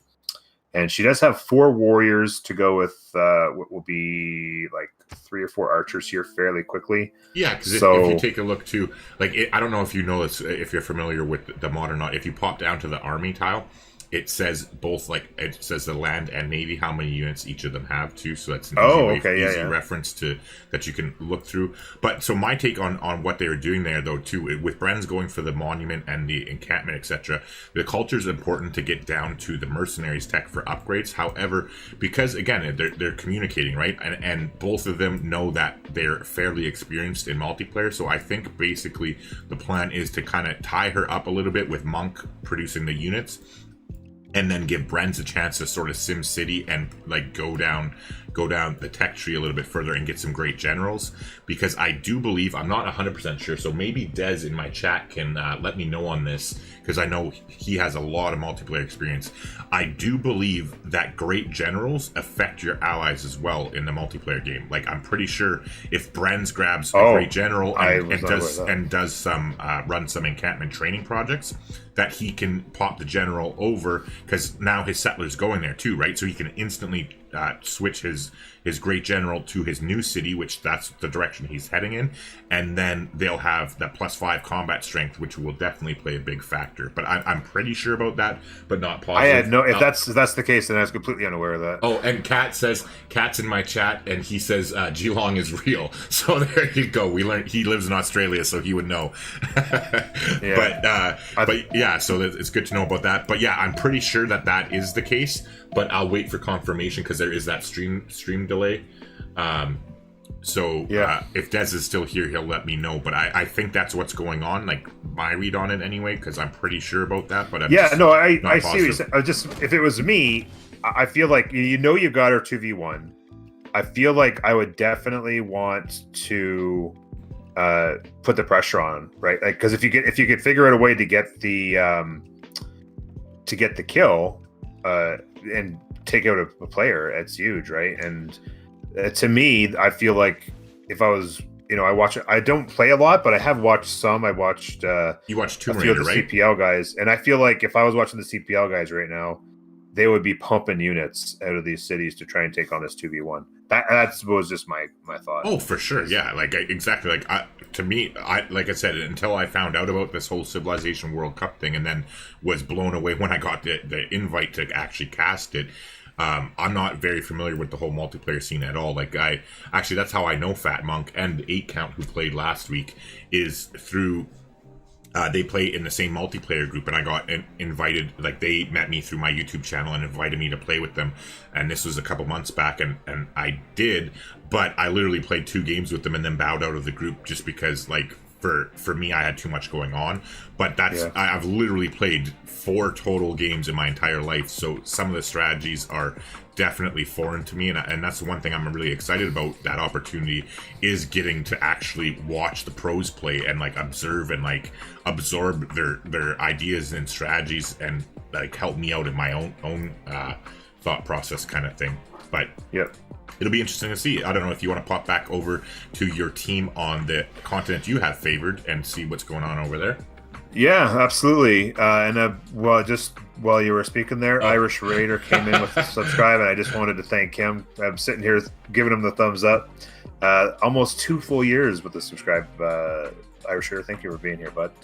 One quick thing, sorry, I gotta just say this because I feel like shit now.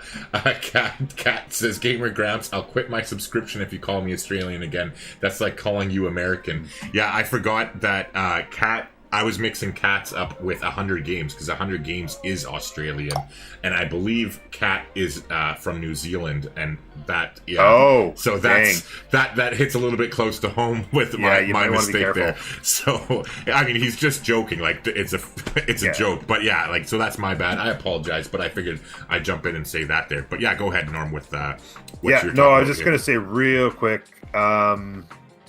I was going to look at the text here. I think it's possible that Nops came off of archery. Oh, no, archery looks like one more turn still. I was just going to say she may have delayed it 1 turn to get 1 more slinger out. I like to do that sometimes, is I'll delay archery a turn if it gets me 1 more slinger, and then I'll put it back on, and then I can upgrade with gold, and it saves you the production and gets you the archer faster. It is some very interesting situations here. She threw down an encampment as a possible location here because she knows she's going to have to try and get a general going. She's gone warrior slinger. She's pumping units. She knows she's in a little bit of trouble at this moment, trying to sort out what to do. So we'll have to see. I was going to say that it definitely appears as though a hard religion game is being played by right now anyway by Japan. The first holy site's built, and there are 2 more going up. So 3 cities, 3 holy sites very soon. Again, not amazing ones, but they each have 2 trees on them, so they're all going to have like a +1 right out of the gate. So it'll be a little bit of faith generation. Certainly, I think getting the right belief is what they're probably looking for. Yeah, for sure. And they have taken the lead now. They edged out Sleepy, I believe, is Inca. They have 7 great profit points compared to the 5, and they're already earning 2 right now. And then, like you said, with those, the other one, they're about to be 3 per turn in 4 turns, and that's if they don't even start running some holy site prayers. So yeah, something to keep an eye on, because getting that first pick is definitely huge. Like having the pick of the litter of all the different beliefs definitely comes in handy, especially when you have a very specific one you want, right? Yeah, the last thing you want to do is be second and find out the other guy had the same idea. So meanwhile, though, up to the north at that battle that we were looking at, like the Taiwan, or I know that's not the official Taiwan, but I'm assuming it's pronounced somewhat similar. Something along those lines. Close enough anyways. I'm Canadian. Give me a fucking break.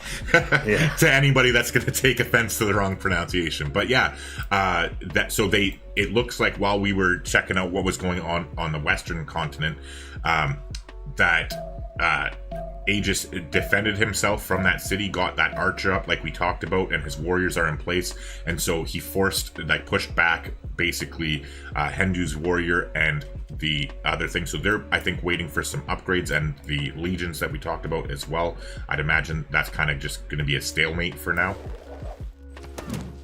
Yeah, I agree. I don't think there's going to be a whole lot done there until Legion time. And Aegis has got a second settler out too that is now heading to the east, so that's something. Yeah, and I was just about to say regarding settlers, I pray that the capital of Kinsho here pops. They're about to choose what they're going to build, and I hope it turns into a settler after the slinger. I will be very sad. They just popped out the slinger and did the upgrade. They are dealing with a barb camp here to the east.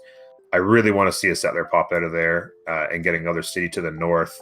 I'm not a big fan of settling stone generally, but I think I would settle a 2/2 stone in order to open up the +5 campus and also to have a second city to the north to cut off China's growth.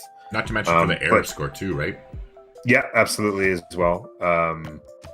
Because I'm speaking of which, hold on, sorry to interrupt here, Norm.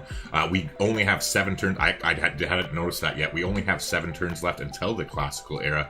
So let's quickly take a peek. If you want to do your teams, if you highlight your mouse over their leader icons at the top, it can show you their golden age and dark age scores and how close they are to what. If we want to quickly take a look through that. Just because that's, and also if you click on eras, I think that's numbers at the bottom as well, right? Okay. Yeah, see, there you go. 23 so it tells you how close they are. So it does look like 3 of the 4 on my team are going to are already in it, actually. They already have their, if I'm looking at that right anyway. Am I looking at that right? I think I am. Next, it's got the symbols, and it must be the case. So they're both looking towards their golden age, both on both sides. I think you've got one guy short, and I've got one guy short. Nopsu's 3 short, but there is, how many turns did you say left? 7 turns. So yeah, when you hover over the top, you can, I'm just trying to get used to this mod a little bit here. Threshold to avoid, so she needs to get to 19. She has 16, so yeah, she needs to find 3 era score to get a golden age, which would be nice. But all 3 of the guys on the other continent here are looking good for a golden age. Now, I'll say I'm not that familiar with the mod, unfortunately, as far as how the golden ages go, like with the changes and stuff. So I'm not all that well versed in it. But I'll be honest with you, I much prefer to go dark into golden in a regular game. Now, it's just completely different on the online, like online speed and with whatever loyalty and stuff too, right? It all depends. And loyalty on and stuff. It's a much bigger deal. But yeah, because the first golden age is always a little tricky, because if you don't have much in the way of districts down, then you're not going to get much culture from Penn. And then, of course, monumentality.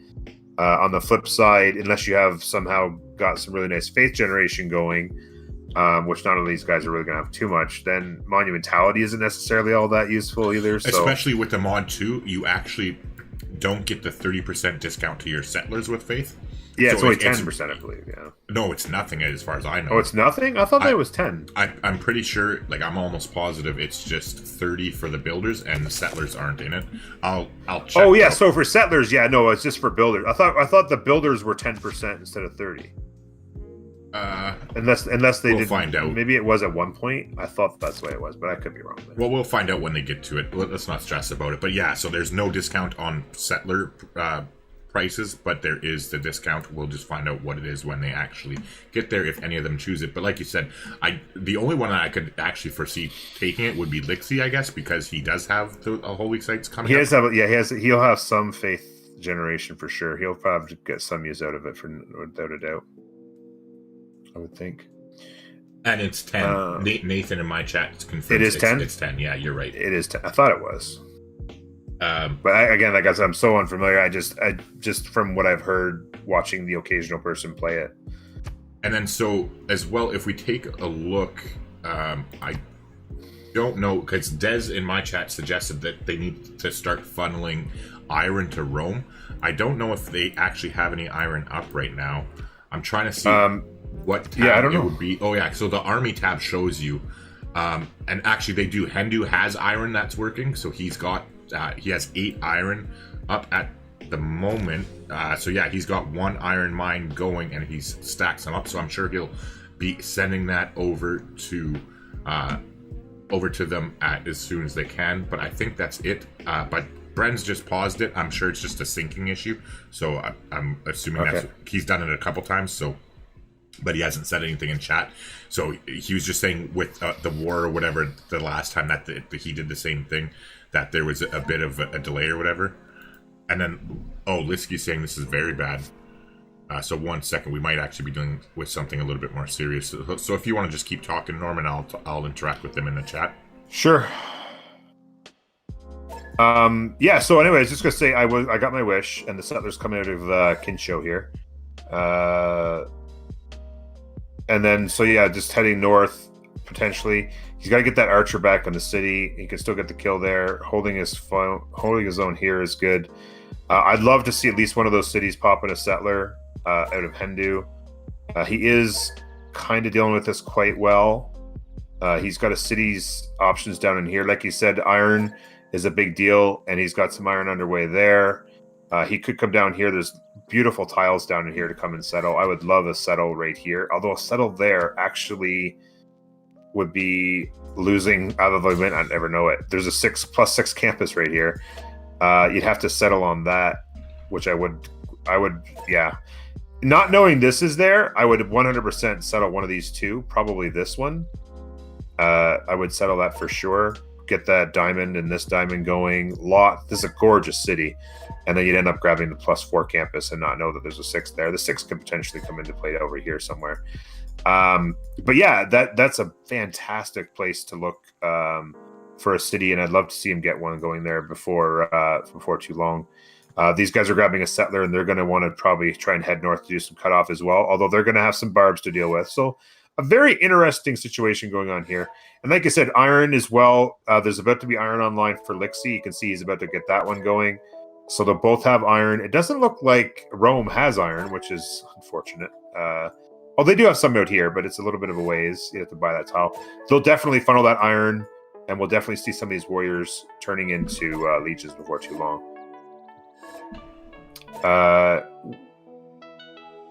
Looks like they're discussing turn timer. I think they started at 5, and then they might be going to. Yeah, we're gonna be switching down to. We're gonna re-lobby here, Norm. I saved the game while you were talking. Okay. So we're gonna re-lobby. There's a bit of a desyncing issue, so we're gonna try and fix that with the re-lobby. I saved the game already, so we'll go ahead and do that. And then they were discussing the turn timer, and we decided that we're gonna move it down to 4 minutes per turn. And we'll do that when we resume the game here, But yeah, so we will be right back. I'm going to throw my Be Right Back screen on and handle everything off screen. But yeah, that is what's going on. So we'll be back momentarily. But Norm, you can continue on talking to your chat. I'm just going to mute my mic. Sure.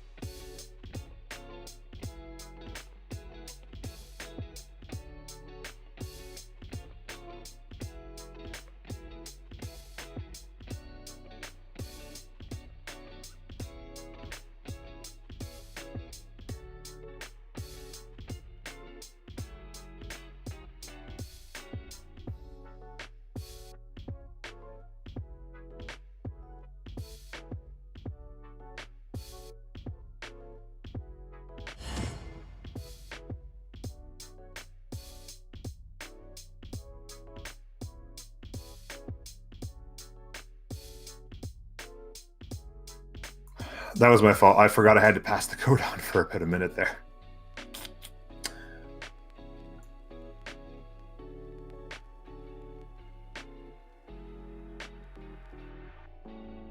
So they should be funneling in here. I forgot I got myself in, then I was talking to you guys, got all excited talking about sports. Oh, you were talking about sports? I missed it. Shit. Yeah, no, I was talking about, they were asking about the pictures behind me. I have like all my sports cards, and they asked about the Roy Halladay photo and all that kind of stuff. And okay. I just got talking about sports, and I got myself into the game, forgot I had to pass the code. That was my bad. No worries. So quickly here, if you all on my side who are watching, all 53 of you lovely people, if you don't know, Normul8or is co-casting right now. He has a YouTube channel. It's youtube.com/Normul8or, where he has a lot of Civ 6 content, and then he is over on Twitch. He's actually streaming on Twitch right now as well. We are pretty much looking at the same thing and like talking about it all at the same time. We're staying fairly in tune with each other, so that's not much of an issue. But if you do prefer Twitch, there is that option. I'm back. I took a piss. I got another beer, so I'm good to go as far as that thing. Another beer. Holy cow. The booze are flowing. I have a problem, Mark. I'm sorry.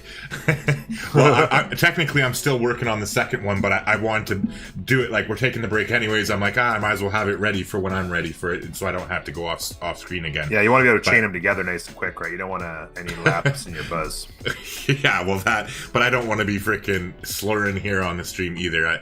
I'm not, for me, I mean, honestly, yeah. I'm not even gonna lie, that, like, for me, realistically, like, 6 to 8 tall boys is like a walk in the park, so that's not a good thing to brag about. but like, I'm not worried about it either at this point, and I only have 8 beer total, like, or had, I should say. So there's it's not an issue. But just anyway, moving onward. I think everybody is ready to go. I'm the one holding us back, so I'll click on and go ready here. I think so. And then, like I said again, in case you've just been tuning in, oh shit, Fat Monk isn't here. Fat Monk is not here? It says connected. I saw him, and he's connected. Yeah, it says he's connected. Yeah, he's there. Scared the shit out of me. Yeah, we're he's here. Good to go. Go ahead, Andrew. Yeah. Yeah, no, that would have been... Yeah. But yeah, everything... We would have had to re-lobby again. 100% working multiplayer experience. I know, right? Civ 6 multiplayer. From the first always something. Unfortunate that Ricardo going on 4 years. Going on 4 years, this game's been out. Multiplayer still doesn't it's not work as all that well. Yeah, it's not as smooth. You know what I would really like to say? Like, I honestly am thinking about, like, I've been thinking about this for a while. What I'm gonna do is I'm gonna come up with like a Civ 6 wish list, and I'm gonna make a video on it. Like really though, like, I'm gonna make a video on it, and I'm gonna pump the shit out of it. Like, try and get it as many views as I can, and then try and like tag like Ed Beach, I think his name is, and like a couple of the other. Well, you know Carl too, right? But like, I know Carl. Yeah, because like they're so involved with the community, they do respond and listen to feedback and stuff. Because like, for one, like, I just think my biggest problem with Civ is that the dumpster fire AI settling. Like, I literally think, like, because I don't know how like complex scripting is and everything, right? But I really think it would be a better place for the game if they literally scripted the AI to force them to settle fresh water. Like, to not worry about aqueduct cities, like, just literally make it a mandatory thing, because that would prevent like 99.9% of the shitty cities that they do settle is like they're just not scripted, and like, that's my biggest problem. But then as far as like these new game modes that are coming out in, like, with New Frontier Pass and all that, I'd personally love to see it if they came out with a multiplayer spectator game mode, like how we're doing right now, but smooth and crisp, like with all the details ironed out of it, right? So it's not constantly being modded, and it's like from them directly. Yeah, no, I agree completely. Yeah, absolutely. But I think I might get motivated enough to do that one of these years.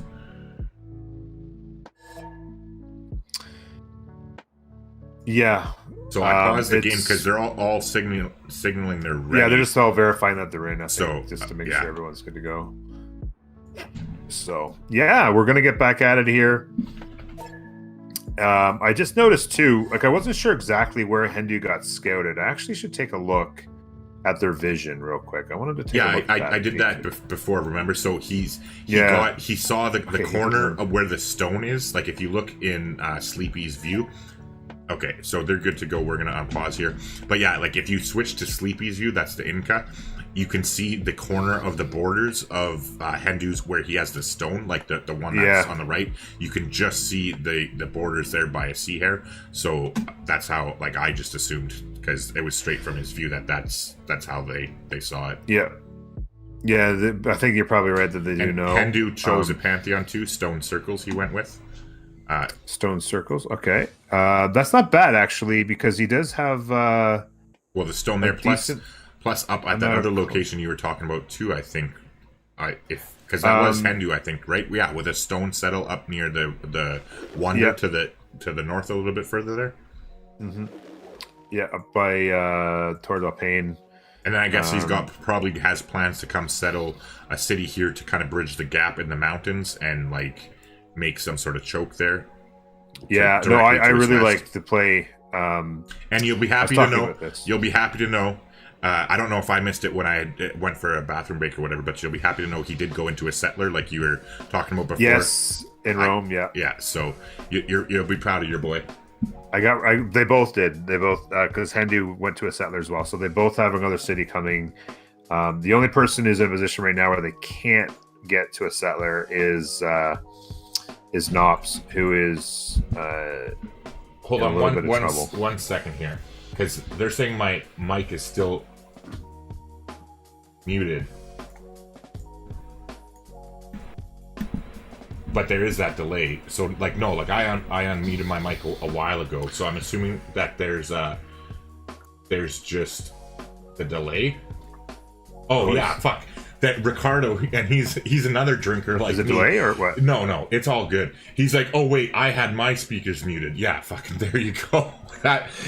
He scared the shit out of me. I was like, no, because like don't freak out the streamer, man. I saw the first comment and I checked and it was on, and then like when I saw more comments about it, like when they kept talking. Yeah. But hey, just quickly, Norm, I'm gonna interrupt here. So Bosius is in the channel. For those of you who don't know, he streams on Twitch, and oops, I definitely pulled up the wrong tab here. So go check him out. He is going to be participating as well, and of course I didn't pull him up, I pulled only Peppermint up. But yeah, if you go, I'm not sure if he's live right now, obviously I guess not, but I'm pretty sure it's like Twitch TV/Bosius or Bosius, something like that. But yeah, BOETHEUS, I think. Excuse me. I don't know if there's any numbers or not. Everyone always wants to put numbers at the end of their names, and just I don't think he does. It says the guy that has a number in his name, but yeah. So hey, yeah, but that's strategic, not just like three random numbers at the end. It works. I agree, it works. But yeah, so Bosius is here. He is also going to be participating in this King of Creators series that we have going on here, so definitely go check him out. And he is coming up in I think 3 to 4 weeks. It all depends how long these games go, but thank you for popping in, Bosius. I appreciate you tuning in, and hopefully you stick around for a little bit. But yeah, we're having a fun game here. We're just about to finish up the Ancient Era, and it's me against Norm, and so far your team is definitely holding their own, so it's going to be interesting to see how the 2 versus 1 over here pans out, and then also how the 3 versus 2 advantage you have on this island pans out, because I think like Sleepy is one of my better players, and him being like, because they like basically right now it looks like Hendu and Kinsho are basically focusing on China a lot, and I think that might actually not work in their favor if they can't press the issue. We'll see how strong those legions are and how effective it all becomes, but if they like kind of, for lack of a better phrase, sleep on Sleepy, and he's left to his lonesome down here and can just like basically Sim City, that it might be problems. One other thing I was going to say about Sleepy as well, because I agree, Hendu's focusing military a little bit as well. I'm not sure if he's planning on sending some guys north. He's got some slingers out. He likes to play by the book, and 3 slingers that he could turn into archers is a really good idea. Somebody in my chat there, Jalen, was asking about how much it's hurting him to be building military. In a in a multiplayer game, this is kind of the way it works. It's a little different from how you'll see me play in a single player. You've got to make sure you're pumping out units and putting pressure on a lot of the time. But yeah, this is really just giving him. This is just basically free XP. He's just leveling up his warriors at this point because he can hold this pass. Hendu. Oh, okay.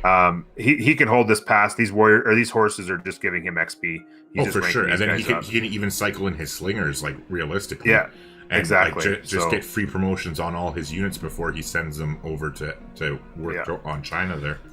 And one thing I was going to say about Sleepy as well is his land to his south and west is not very good. It's extremely flat. So he's not going to do a lot of fun SimCitying there. And the one thing he does have going is there's mountains to the north, but unfortunately he's going to have some barbs. There's a barb camp there. There's a horse popped out he's going to have to deal with in order to get any sort of settling north. And if I know Hendu, he's going to be sending that settler. If I had to guess, he's going to send it to this tower right here. Well, he could. He does have the stone circle, so he could go to the stone. That's a possibility. And then maybe if you have to get two cities going, because there is that stone he could get the stone circles off of. That's a possibility. Out to the west of Hendu. Oh, I was talking. Sorry, I was talking about the up to the north there, the one by the Wonder. Oh, going straight north. Yeah, maybe he'll do that. And the only thing is fresh water. I don't know if he's... And he can't make an aqueduct either, right? Like, because I don't think it counts as a mountain. It just I don't think he could. Yeah. He could settle. Well, if he went to the far end, never mind. I was just gonna say if he went to the far side of it, but then it actually looks like Aegis is gonna beat him to the punch. It looks like he's moving down to. Yeah, he's probably heading to toward Alpine settle a little bit as well. In fact, I wouldn't be surprised if he settles that Plains Hill on the other side of the river. Yeah, with the fresh. But I was just gonna say, if I was Hendu, knowing how glorious this land is to his south, and knowing that he's probably got somebody down there, he's gonna want to grab some of these cities. And there's some really nice diamond tiles, some beautiful campuses to set up in these cities as well. I would definitely be coming down and settling some cities in here. And if he can get there first, he's got a settler 2 turns away, and he'll have some escorting abilities. He can start to expand quite a bit, and then he's still got that coastal cities out to the east. So it's going to be interesting as this game moves along. We shortened the turn timers? I think you said, right, to 4. It'd be nice to see the game get a little bit of momentum here. Well, I think that's what that's why I'm asking them in chat. I think we're actually stuck. Like, it's been on please wait for a while, unless the era just ended. No, we're still 6 turns out. Yeah, like, I've been on please wait unless I got disconnected or something. It's been just sitting on please wait. Yeah, mine says please wait as well. They can't shift under it. Yeah, we're normally. It like says waiting on so and so, like if we're on their turn. Yeah, I don't know. Are we gonna have to? We might have to try again. I don't know why have they done a turn since we relobbied, or? I don't think so, because I think we were on. I don't think they have either. I think we were on 6 turns. And nobody's. Right. Well, I guess we try to relobby again because nobody's responding either. Like I asked, like, because Lixie was saying, like, did you guys have problems like this last time? And then I was like, no, not so bad. But then I just asked, like, probably about a minute or 2 ago. I was like, are we stuck on a turn here? And nobody's responded at all, which is weird. Like, not one. And that was about a minute ago. I asked. I don't know.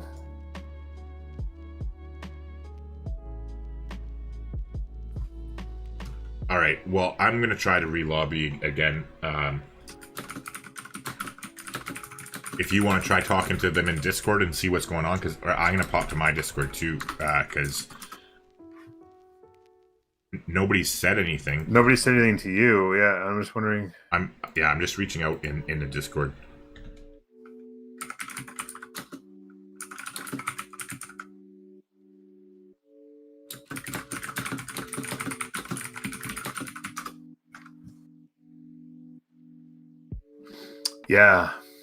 Yeah, they are. Sleepy responded in a thing.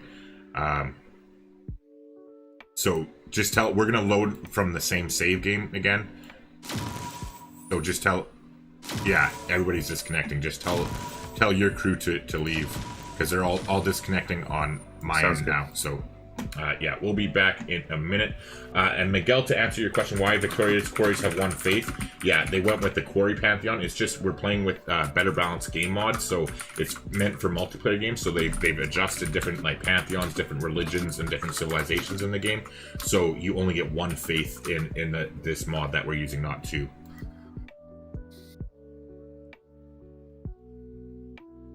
But I will be right back after we get this sorted out. It won't be very long here. I'm going to stay talking. I'm not like muting myself or anything.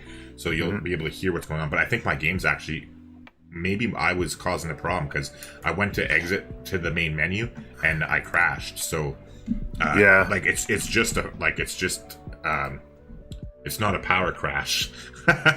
We dealt with that problem and I got that resolved. It's actually just like strictly a Civ crash. So hopefully that will be what the issue was, and we'll resolve it. So I'm going to actually quickly just exit out of my Steam and reload my Steam, and then start fresh and give you guys the game key. So I'll throw it in the in Discord there for you in just 2 seconds here. Sounds good. But yeah, sorry about the technical difficulties. This is like Norm was saying earlier, though. This is like the one thing that I would like to see them work on as far as Firaxis and what goes. Like I try not to be too hard on them, even with the dumpster fire cities and all that, because I know that I'm definitely not a computer programmer by any means, and I do love the game. But like I think if they did come out with a game mode like for a spectator view for multiplayer, that would be very much appreciated, because like.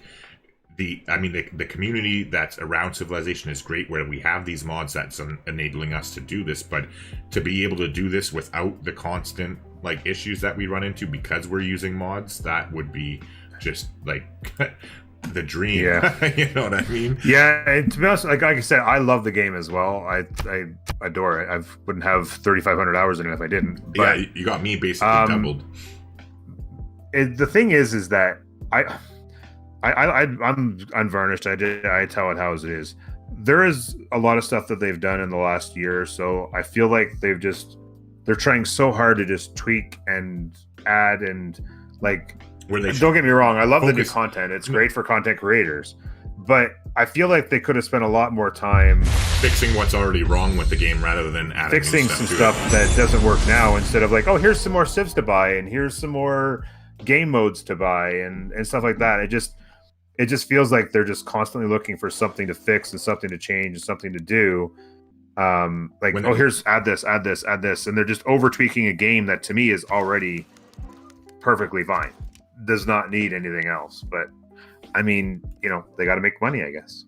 Well, true enough, but I mean, at the same time though, like with secret societies, I don't know how I'm actually curious to hear your thoughts on this after I do my little spiel, but I like when I heard about the secret societies game mode when it was first we got that sneak peek or whatever, I really was not excited at all. I was like, oh, I'll play like a game with one of each society just for like the YouTube or Twitch or whatever, you know what I mean? And then I never thought I would play it again. Yeah. And then I was blown away. I'm in love with it, where like now really? I really play it basically every single game unless I'm like trying to compete against myself, because obviously like it's night and day difference. You can't like it's a completely different game. I won in 150 turns. Like, it's just not the same. Yeah, well, no, right? Of course you did. If you didn't, then you don't know what you're doing with secret societies on.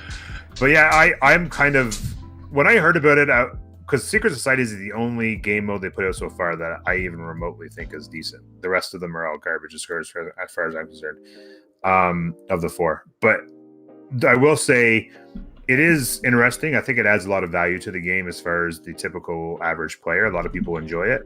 I'm not a huge fan of it because of the way it changes the game so much, and I like the game on the standard kind of mode, adding in a big change to the game on a regular basis isn't something I'm a big fan of.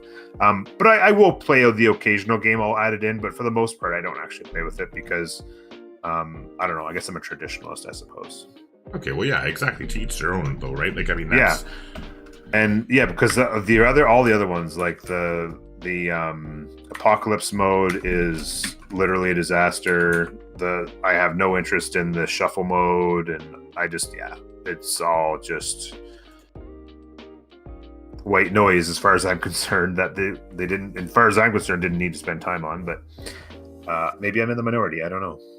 Sorry, what was that last comment? I just missed that last thing you said because I was talking to. No, I was just saying, like, for my own person, like, maybe I'm in the minority and there's lots of people who like it, but for me personally, I'm not a big fan of a lot of those modes, and maybe I'm in the minority. Maybe there's lots of people who are enjoying them. I don't know if you're in the minority or not, but like, I would say, other than the Secret Societies, is the only one I like. The rest are dumpster fires, as far as I'm personally concerned. Like, I literally, like, I did the Dramatic Ages game mode. I did the Dramatic Ages game mode just for my Gaul playthrough, and literally by the end of and I've gotten golden. It's not like I'm doing bad at it, right? Like, it's doing fine. I've gotten Golden Ages the whole time, but I just don't like it in general. Like, it's okay, but it's not my cup of tea. And the same thing, like, with Apocalypse mode, I tried it on my stream with Byzantium that I started with on YouTube, and I regretted it instantly. Like, because I when it first came out, I played it for like literally about 20 minutes on online speed just to see if I liked it, like single player online speed. And I didn't, so I haven't touched it since then. But I was like, all right, well, I want to get at least one playthrough with it on, and so I did it with Byzantium. And I got so irritated with it that I started a brand new playthrough offline that I was like uploading, like, instead of doing like the live playthrough. But as far as any of the other game modes, I'm not a huge fan. But Secret Societies is the one thing for me where I really enjoy it, because I like the just the complete range of strategies that you can come up with. Like, I mean, I use vampires to go to space with Ethiopia. And like, I try to like think outside the box a little bit, right? Where like not doing domination with the vampires and just taking advantage of their vampire castles, and then just a few other various things with the other ones that, like, I don't try and play them like the cookie cutter way, essentially, I guess you would say. And I find it really interesting. But other than that one, though, I'm not going to be playing any of them. Like, I still haven't done a Tech and Civic Shuffle, and unless I'm pleasantly surprised, like I said, I'll do one for a stream. But other than that, I'll never touch it again. So hold on, we got 1, 2, 3, 4, everyone's ready. 5, 6. I think. Okay, everyone's ready. And then, so we might have to reload one more time, unfortunately, if this doesn't work, because Bren's gave me a tip in Discord or whatever. He's like, okay, so if this doesn't work, then what I want to do is I'm going to pause the game. Everybody's going to leave, including you, and I'll be the only one left, but the game will be paused, because, like, remember, we screwed up with the computers, like, zip through turns, like, every second.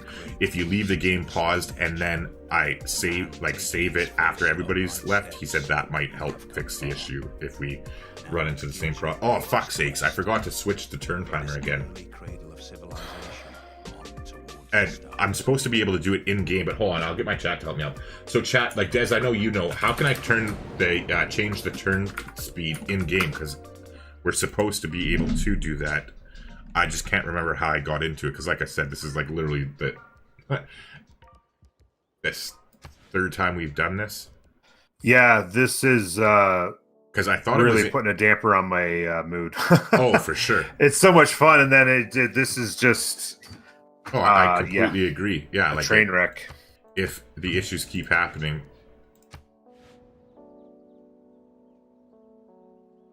So I paused it, but let's see. I'm waiting. Just waiting to get the pluses.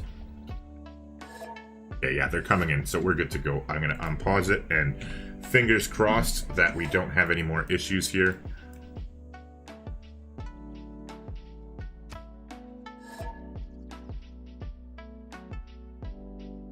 Nice is in settings and options. Okay, so I hear movement, so I think it's working. They're actually playing their turn.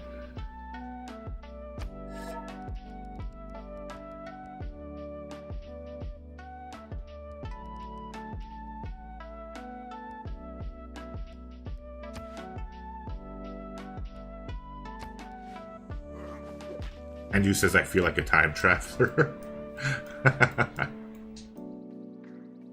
Yeah, so far so good. I think I don't want to jinx it.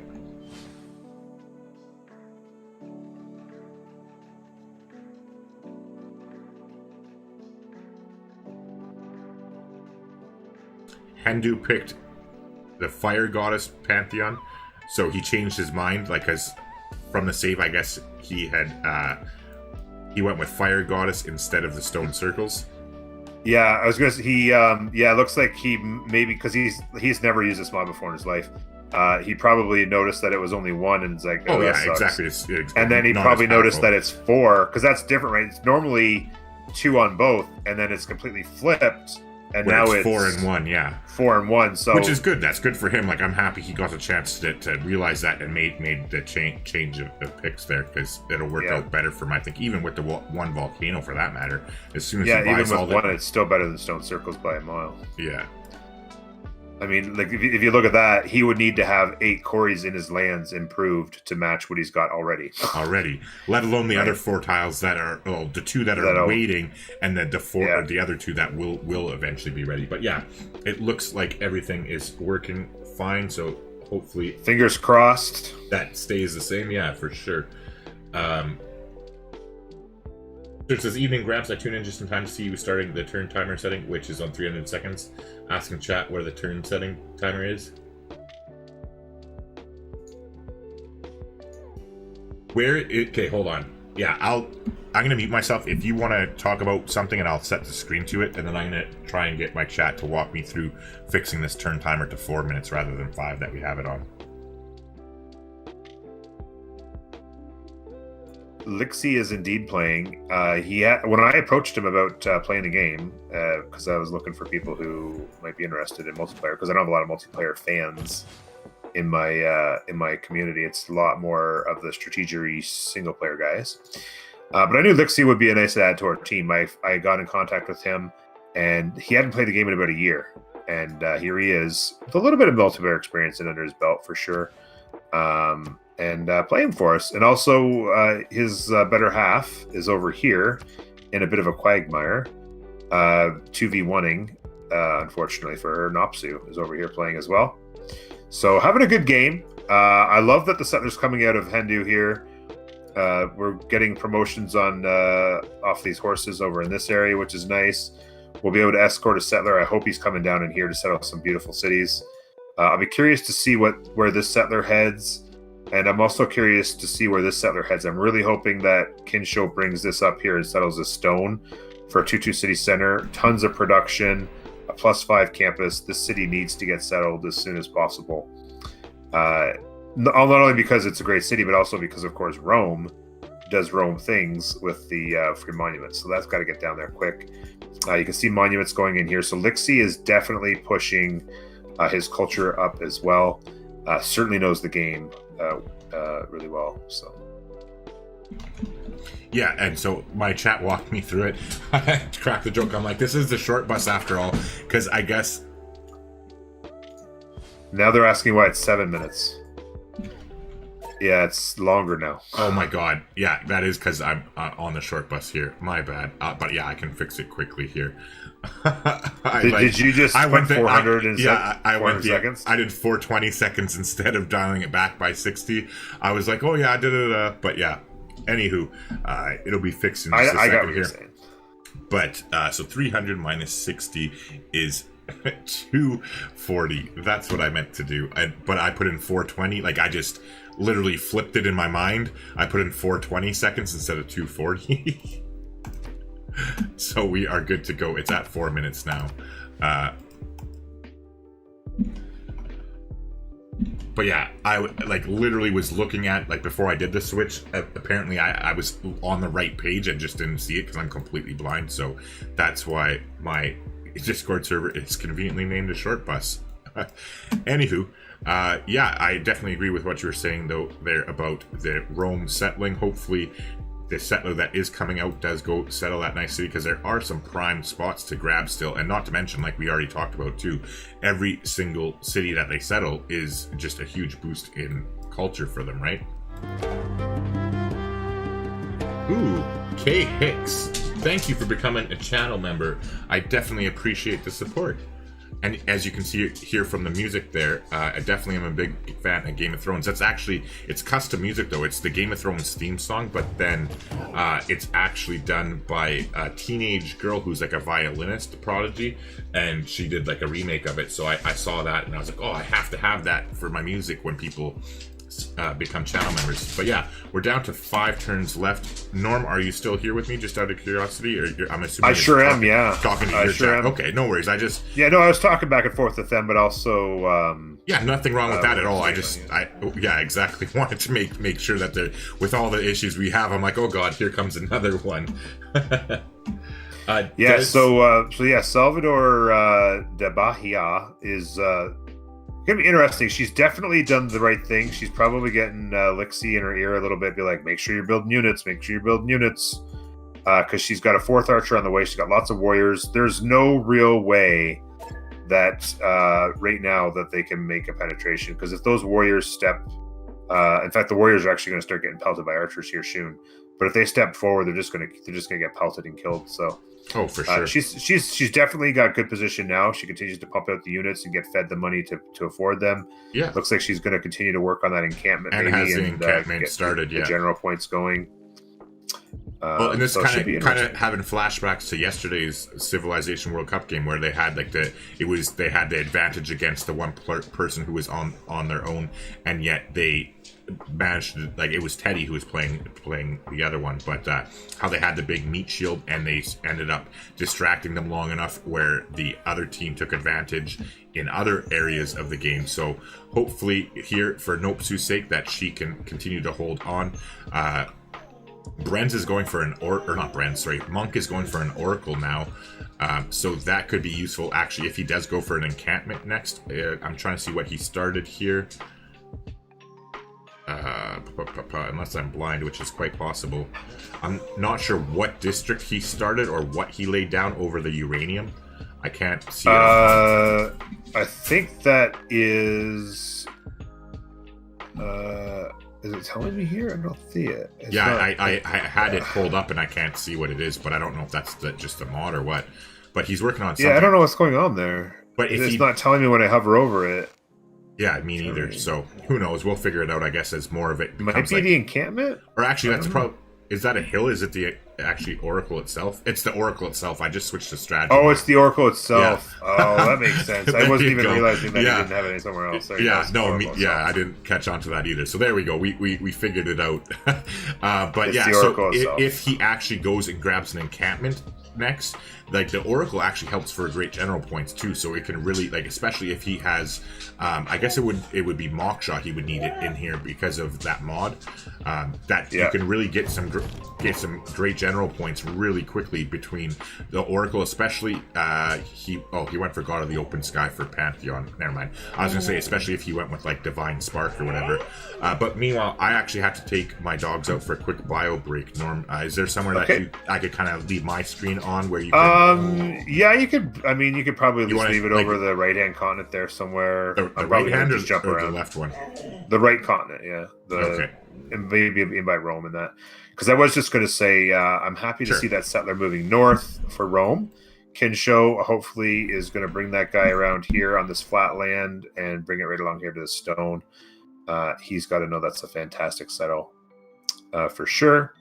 And the settler... this is even more beautiful. Hendu is going settler now. He's got one settler out, another one on the way. He's stepped it to the left. He's moving his units over here just to make sure that he can clear the way for those settlers to come over here and settle a couple cities. Getting these cities in this mountain pass is going to be huge once this all starts to kick off.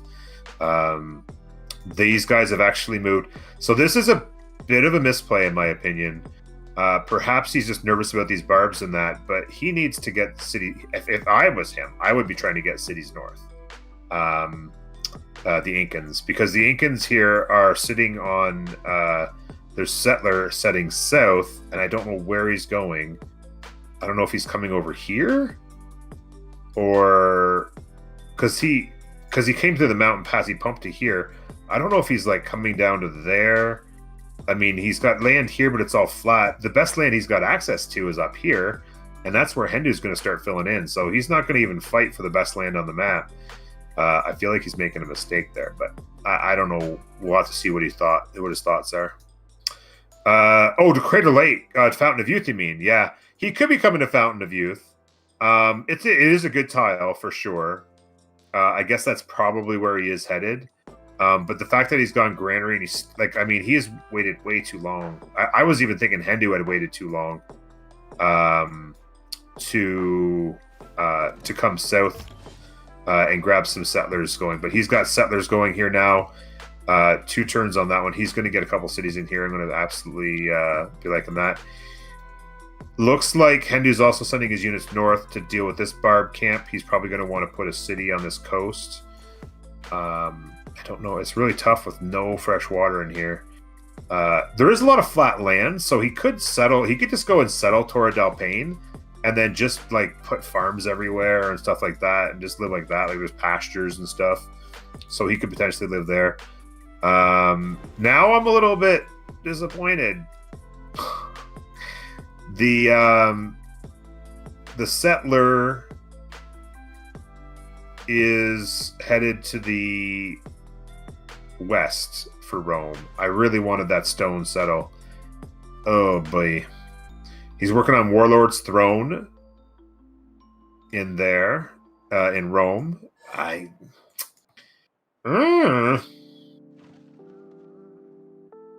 Yeah, it's a little bit... Why isn't his writing Buddhist?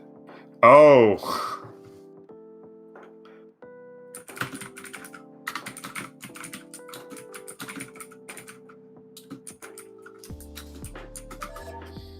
Lixie's wondering why writing isn't boosted. He's met everybody on the map. Somehow... I don't know what's going on with that. He could settle the diamond as well. Where's the... Oh, up here, you mean, as far as looking for settles? He could settle this diamond here if it was further from Singapore. He could settle that, but it's a really wide open city. That city's easily taken. I would probably want to settle in behind and just build farms for days and stuff, to be honest with you. I'd also like to see these military units here start to converge on Singapore and take Singapore down.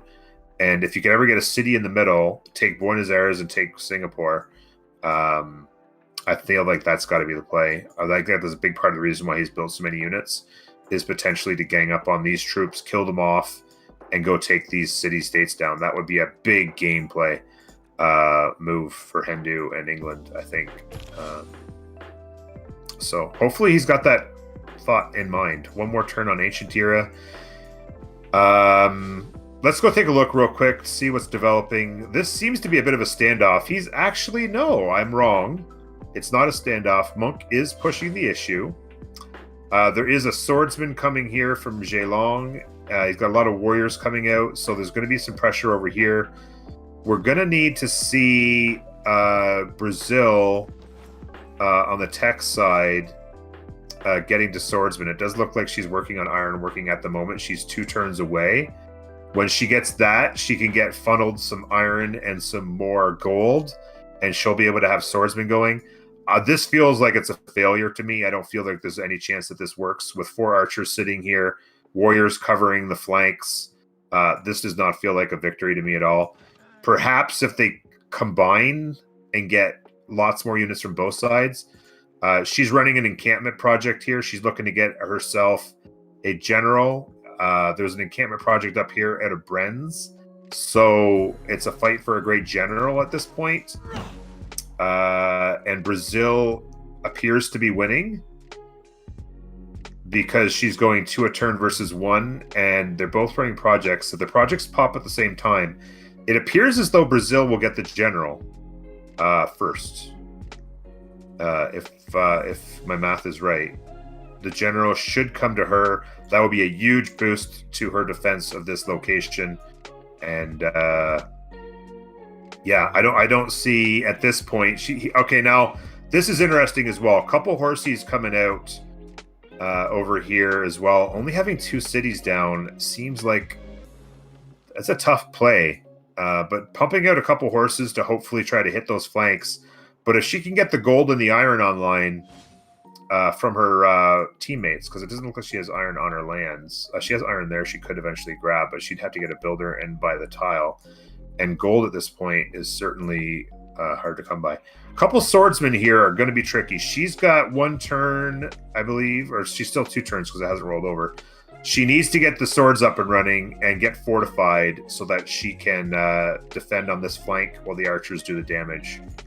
That's going to be a big play there. Another archer coming. She's got to know that it's all defense all the time. So fingers crossed for her. Shrines are coming online. So Lixie's making a big religion play, a big faith game play. It'd be interesting to see how that turns out. Sitting on 3 cities. This archer is coming. This settler is coming over here for Rome. Going to settle, I don't know, in the floodplains. I don't know why there's a good settle over here. I'm going to have a talk with that Kinshow boy. This is the settle right here on Rome and on the stone. You settle the stone, +5 campus, hills for days in the north. There's a 4-1 tile down here, and then there's plenty of food growth with a farming triangle for days on the floodplains. That was the settle right there. I hope that he gets that going. Warlord's Throne. I'm not really that familiar with a lot of the changes that the mod makes, unfortunately. It's certainly not something I do in my community much, is understand this stuff. Settler coming into Hendu. There's also coming down here. I'm curious to see where Hendu settles. I'm hoping he settles right where that slinger's standing. That would be my play. The warriors doing work over here on the horse archer. Ooh, I hear Rory. Sorry, I'm back. Rory's having a discussion with somebody out back, I guess. But making sure that they know what's up. Still talking about the Rome and China thing, or? Yeah, I've kind of bounced around. I was talking about Rome and my disappointment in the direction of that settler. I absolutely think this stone settle north of the capital by the fissure, it's just an amazing city. I feel like you got to go and settle that city as soon as possible.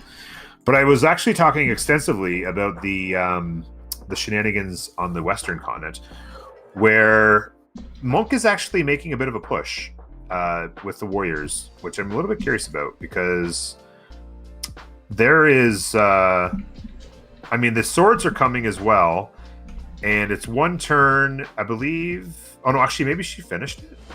Yes, she did. There comes the swordsman, and so swordsman is. She's got she won the general. That's the other thing I was talking about is they both had the what do you call it? The project going for a great general, and they each had 1 turn left, but she had 1 more point. It was 20 to 19. Products. Okay, and he's got Sun Tzu next too, so he has 1 as well. Yeah, so they both have 1, but this is big for her to have gotten that. Oh, for because, sure. She's got swordsman on that flank, so it's going to be hard to penetrate that with archers behind. And she finished the encampment, right? She just doesn't have walls up. That's done now, though. Yeah, the encampment's done. There's no walls. Yeah, the encampment's done. She's actually earning. She was earning 2 points a turn, I believe. And she's only 4 turns away from masonry, so I'm assuming she's going to go for walls next. So they're I would very much assume that she's going walls. Yeah. Yeah, they're definitely making a push right now, but whether it's going to be successful, I think she'll be okay with the great general, the swordsman on the hills fortified, and her archers to push back the warriors. Like until Monk gets caught up to speed with some swordsmen of his own. He is. Yeah, she's actually working on a couple horsemen right now. Oh, okay. He's got a couple horses going. 1 turn in the capital and 3 turns in Haddington. So that will actually, maybe if they flank, he could actually pop over and grab that barb hut really easy too. That only has a scout in it at the moment. Yeah, they could come around the backside and then kind of flank her walls capital. Is going to be the biggie. She's going to want to make sure. I'd be curious to see if she's got limes. The timing is. I'm curious, but I'm going to click on her. And I'm going to go take a look at her culture tree. She would have... No, because she needs to get to, military engineering for limes? Or defensive tactics. Yeah, so that's too far away, yeah.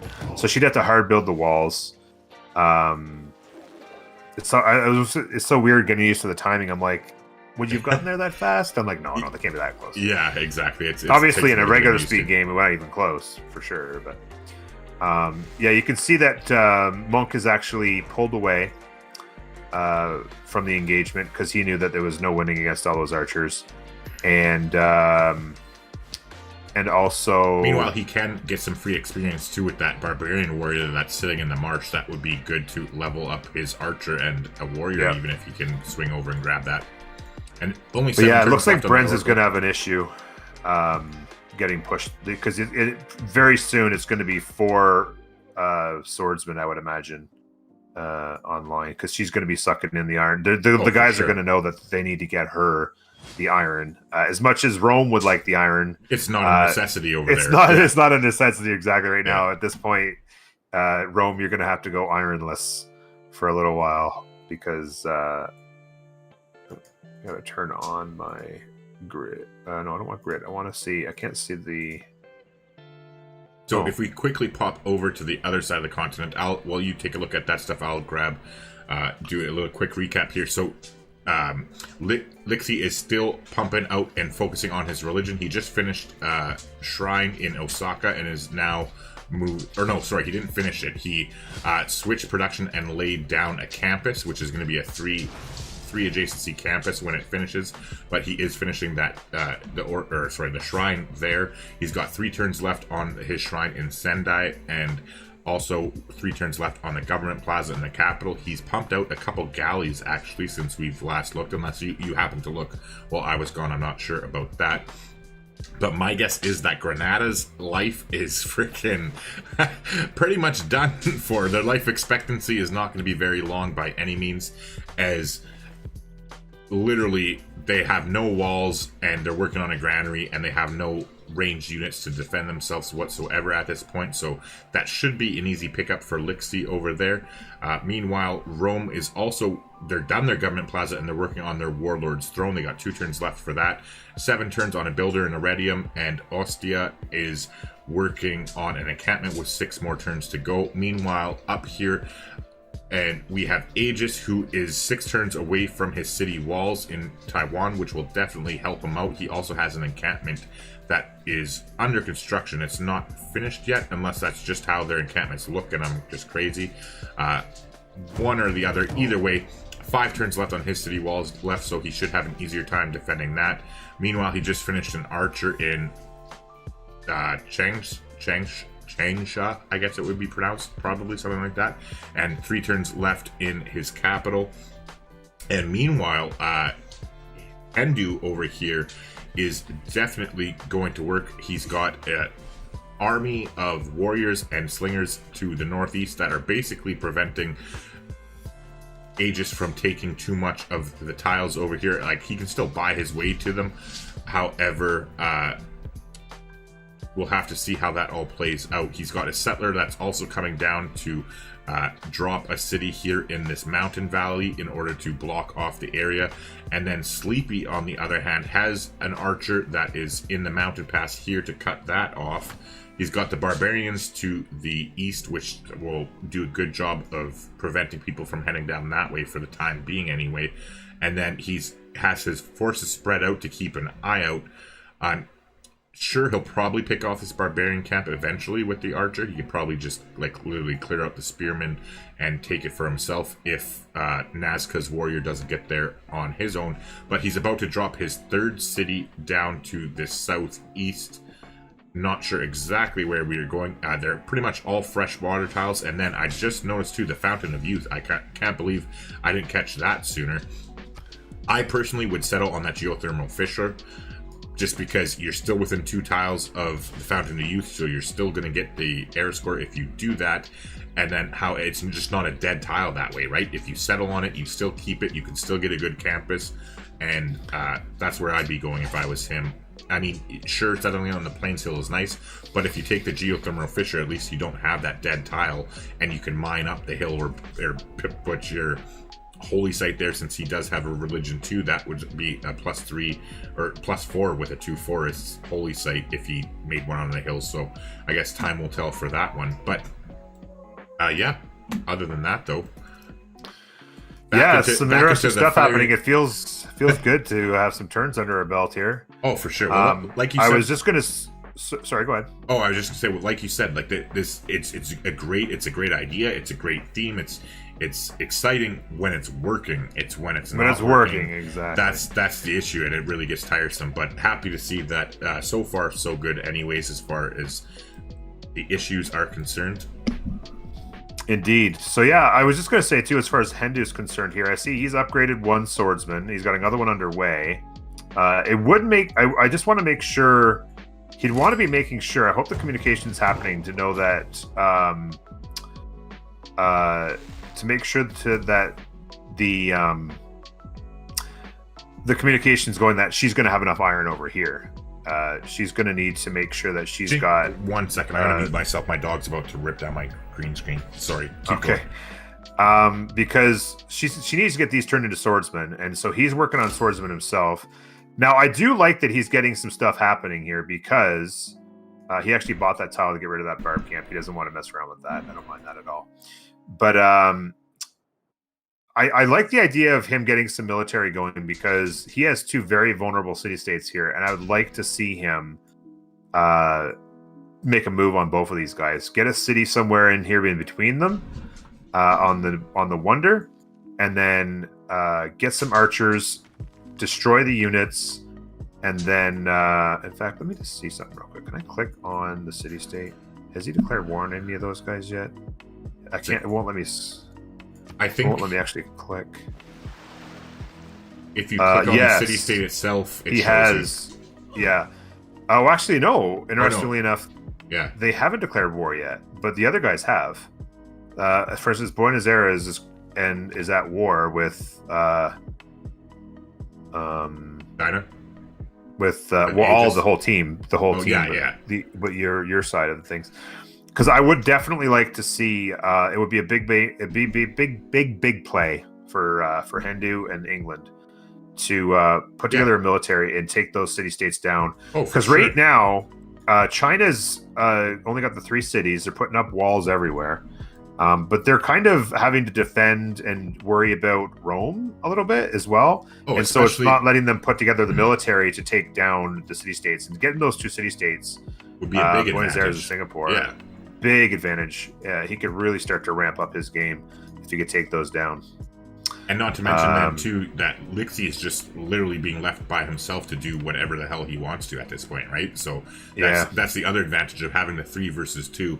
Basically, they can keep both Aegis and Sleepy occupied while he just kind of goes to town and does whatever he wants to. And we've noticed here that Machu, I gotta say, he had 2 options where I would have settled the city, and he chose neither. I agree on that point. Like I was either the Plains Hill, so that either the Plains Hill or the Fissure was the call. Yeah. Settling on that flat piece of land there, I just don't see. I mean, he's throwing down the campus. He's going to try and get it up and running. I guess he's pushing science really hard. I think maybe he wanted I'm trying to figure out because I agree with you. Like I'm on the same page with you, but I'm just trying to think about other things that we could consider. Maybe he wanted more of the volcanic tiles, but other than that, that's all I could think about. That's possible. I would still. I mean, that volcano might never go off, right? Yeah. Not to mention, I'd still take either one of our first choices, like either the Plains Hill or the Fissure, and then settle because that would give him more room up here, where he still can drop a city to the northeast by the river there, where the fresh water is near the rice paddy. Exactly. And grab all those tiles. So. But I mean, again, it's hard. It's easy for us too, especially when we're sitting here with the bird's eye view and not in the pressure of being in the game, right? But definitely, I would have chosen one of the 2 tiles that we were talking about earlier.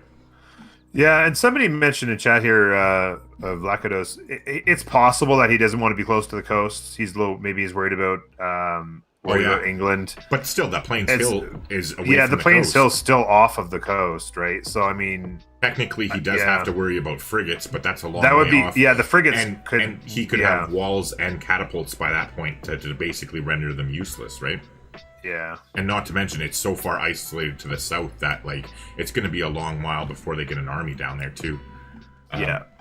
But yeah, so Kat says, east of Brazil, there is a major city potential on the Plains Hill by the lake under the Amber with the Great Barrier Reef if someone got a settler there. Let's pop over and take a look. Yeah, I would 100% agree with that.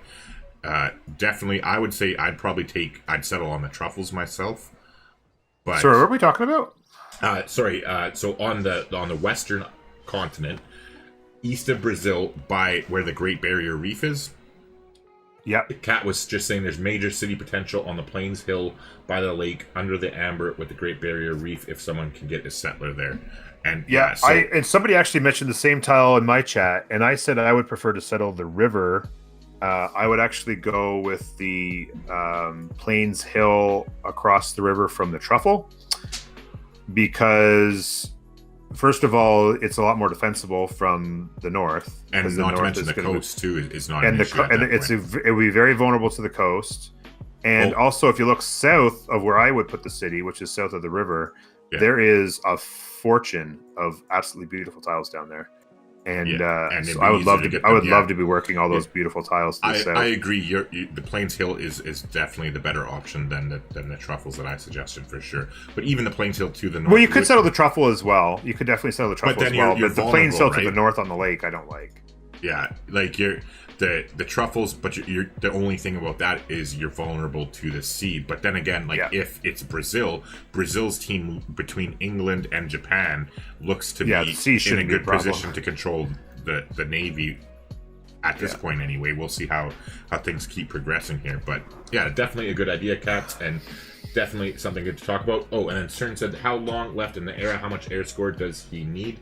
So if we take a look at era scores, we have 9. Oops, sorry. I was looking at my era score, my current score. So we have 16 turns left at least in the era. And then as far as everybody else, if we take a look at Norm's team, he's got 31 out of 46 for Kinsho. Hindu is at 31 out of 40. 20 out of 28 is Nopsu.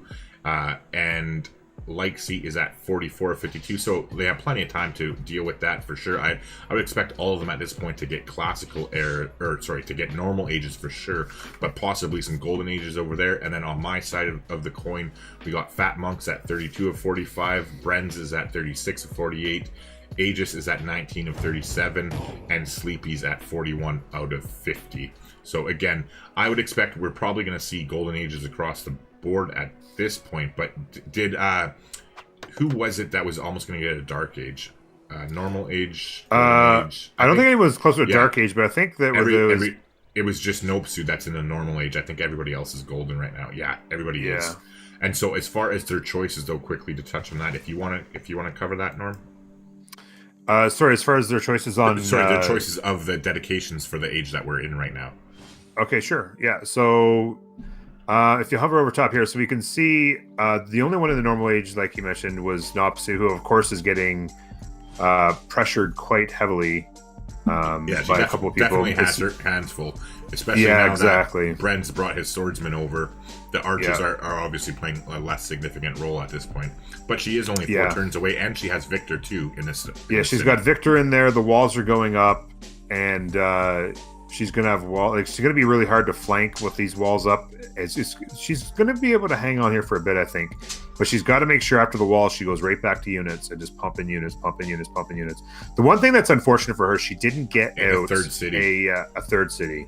Yeah, she was under pressure too early, and she just couldn't find time to get it out. If she had, for instance, gotten a third city out, especially that one that we were talking about, if she had gotten a city over there, she would have been in so much better shape because, of course, she'd be having other city to feed units in and potentially set up flanking situations and things like that. So, but yeah, as far as the golden ages go, so you can see here, Kinsho and Rome.